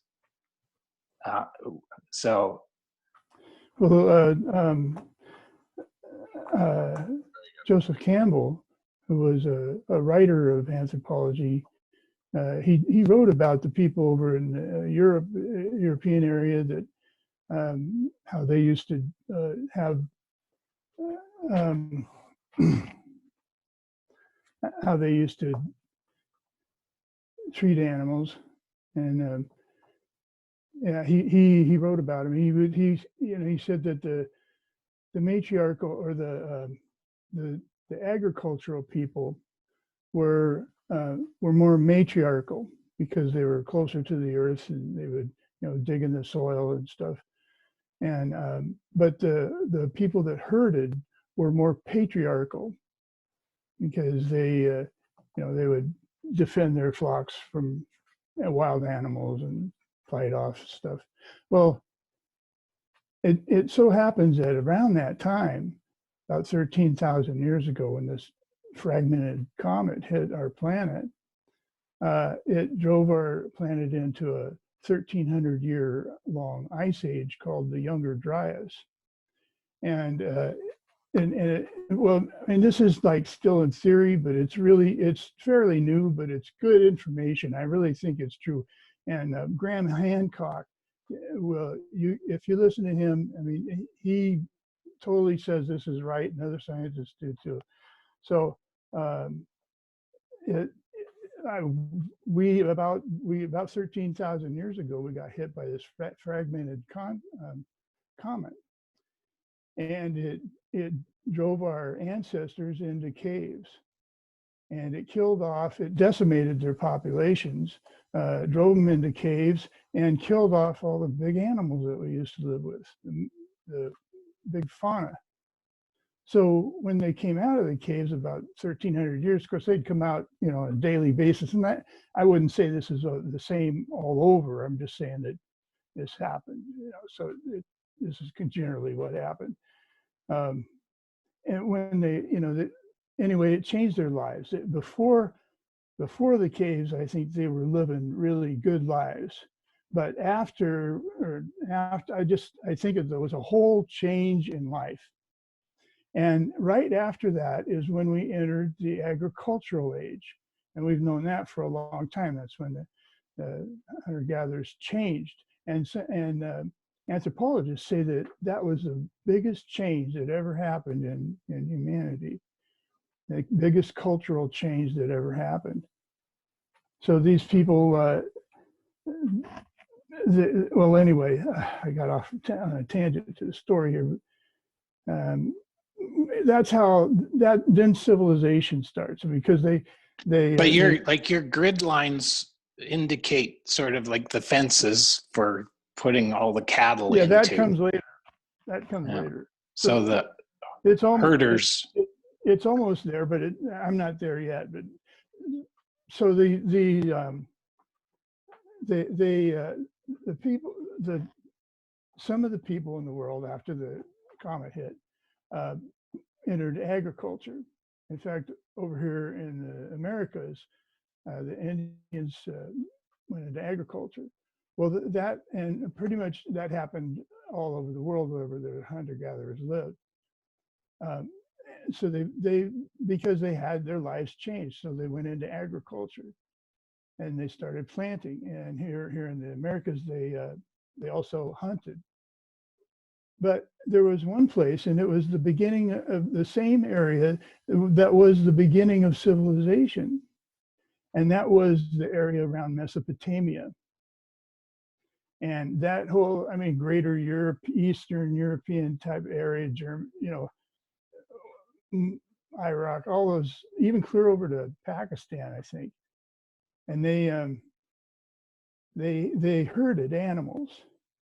And I think there's a big difference between hunting an animal with respect and herding animals where you don't see them very often, and then they become your friends, especially for your kids. So I think that your kids you'd be very good friends with them, and you'd have to, in order to tell your kids, you'd have to tell them that it was okay to eat them.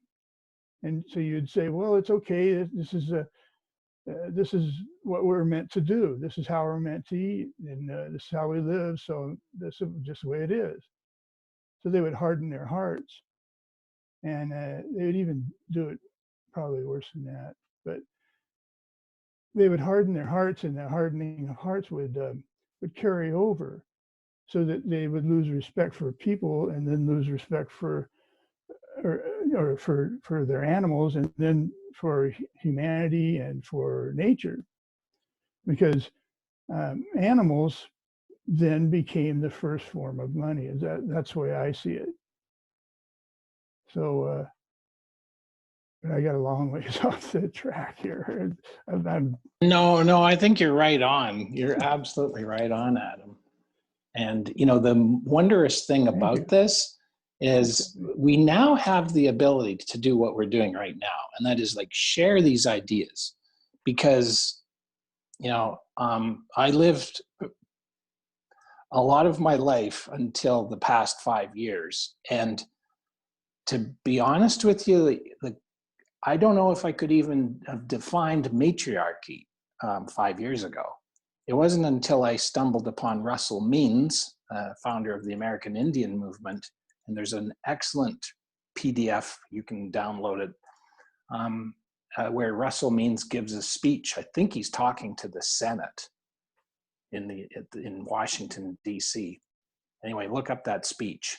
And he basically says, it doesn't matter what system you Europeans have brought over, whether it's capitalism or Marxism, neither of them are right.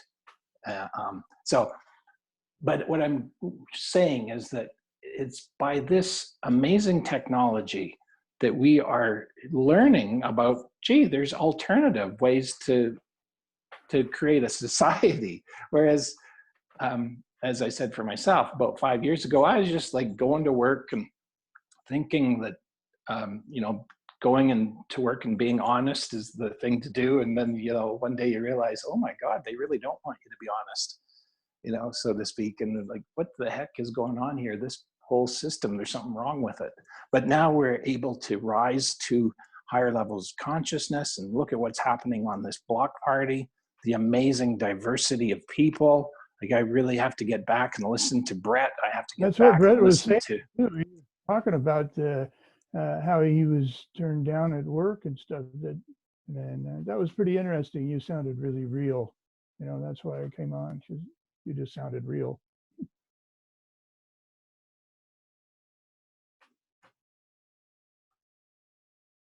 Let's let the ladies speak. Yeah, I just wanted to say something that, kind of was inspired from what you were saying, Adam. And I don't know if the rest of you feel this way, but what I am feeling is that all of our history kind of almost doesn't matter anymore.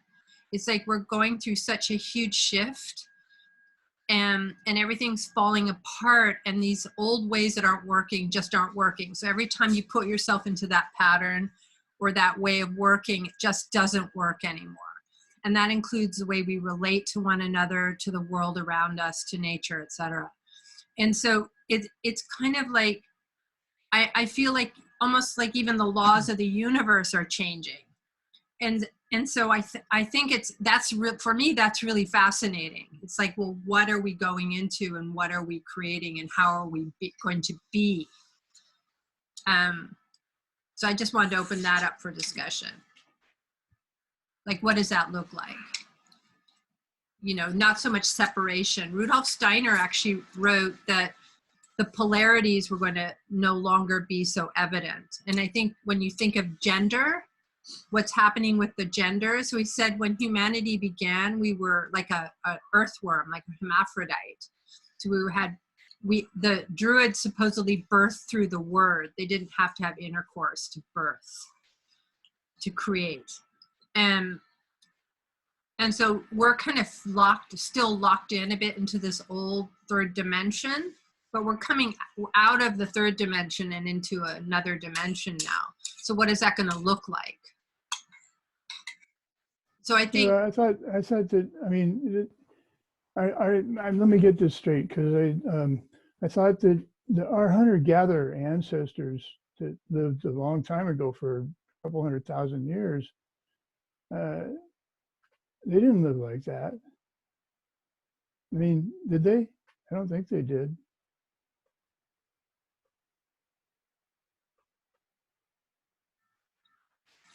didn't live like what, Adam? Sorry.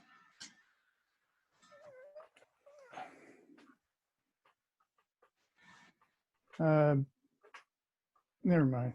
Oh! Sorry, I interrupted you. No, you didn't. Probably this. I just lose my. I get really short of memory, and I just. It's late at night, and I probably shouldn't even be on right now, but whatever.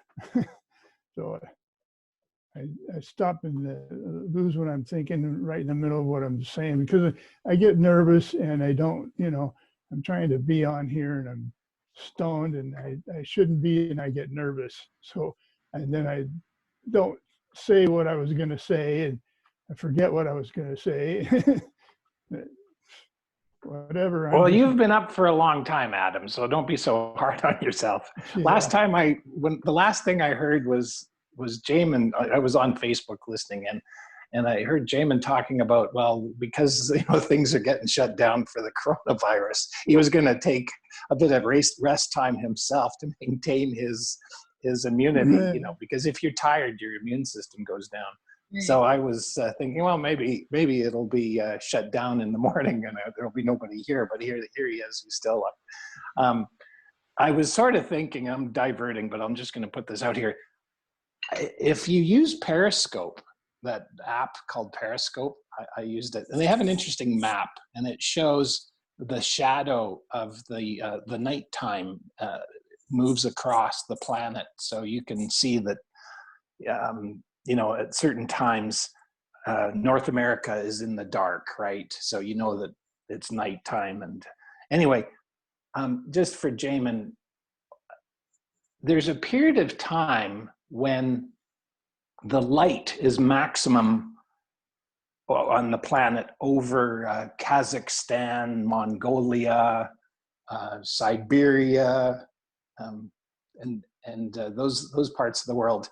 And not to say that they're not important, but there's not a lot of English-speaking people there, right? So I'm just suggesting that you might take your nap at that time, because there's probably not that many people who speak English that are up and about, or Spanish. Yeah, normally when people ask me what time I take a nap, I say, usually about high noon Uzbekistan time, and everybody knows exactly what I'm talking about.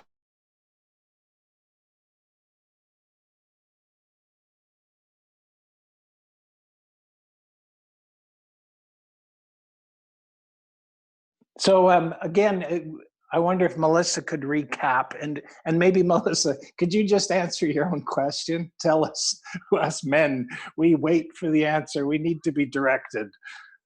I haven't got a fucking clue, love. That's what I was trying to say. Can you say it again? Ask the question again. I was distracted. ADD. Me too. Yeah. Let's just tell jokes. Oh, but actually, you know what? We need to I got a reason for it, though. Listen up, everybody. In about 5 minutes, or maybe even less, because I'm 65 too. I'm mute. Okay. He's stoned. Anyway, okay. Like 5 minutes or less. We're gonna get. Here's what's gonna happen. We're gonna get like ejected from this Zoom video conference room because they have a 24-hour rule. We actually had to set this up about 24 hours ago. But here's what you need to remember. Once we get ejected, just come back to the same exact link and we'll all meet up back here. Simple as that. Go to radish.org, click on Collective Intelligence Block Party banner, and the Zoom link is there. Except for Adam. Adam, it's time for bed. We actually had, we had to send Embry to bed. It was like 6:30 in the morning in Montreal, and we had to send him to bed. Well, I'll be all right. Oh yeah. I'm just hanging out. Yeah, okay. The older you get, the harder it is to sleep anyway. You get sick of it. And every time I lay down, my back starts hurting. So it's like a constant battle. And I'd just rather not even go to sleep sometimes. Oh my goodness. Oh, no. You got to sleep. I see Dot has put in some comments. If somebody wants to read them, or I could read them. Let's see. Chat. So Dot says Foucault is a great read. I don't know a lot about Foucault, but sounds really interesting. And she also says the history, the book, The History of Sexuality. Is that a book by Foucault?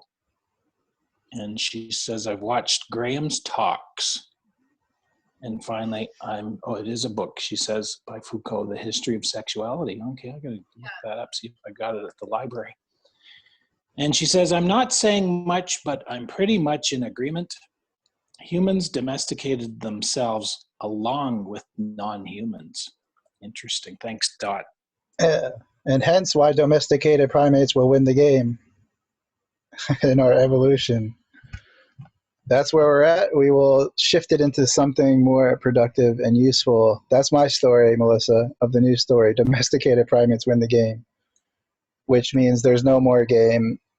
There's no more winning. There's no more domestication. But maybe we have to fulfill the book, as Bob Marley once said.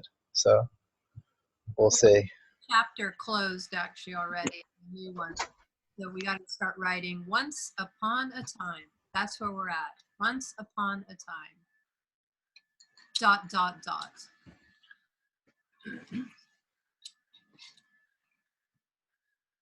Yeah, I was attracted to what Brett said. Yeah, I've had my own problems. Physical. I didn't. In fact, I didn't even know until I was 43 that I had an adenoma on my pituitary gland, and then I found out when I was 43, and that affected my hypothalamus. So it's connected to your the adenoma was on my pituitary gland, and it gets down to the hypothalamus, and it creates a condition of low testosterone. So, I mean, I was in quite a bit of pain for practically, 3/4 of my life or so. It was a different kind of pain because, I grew up in the days of free love.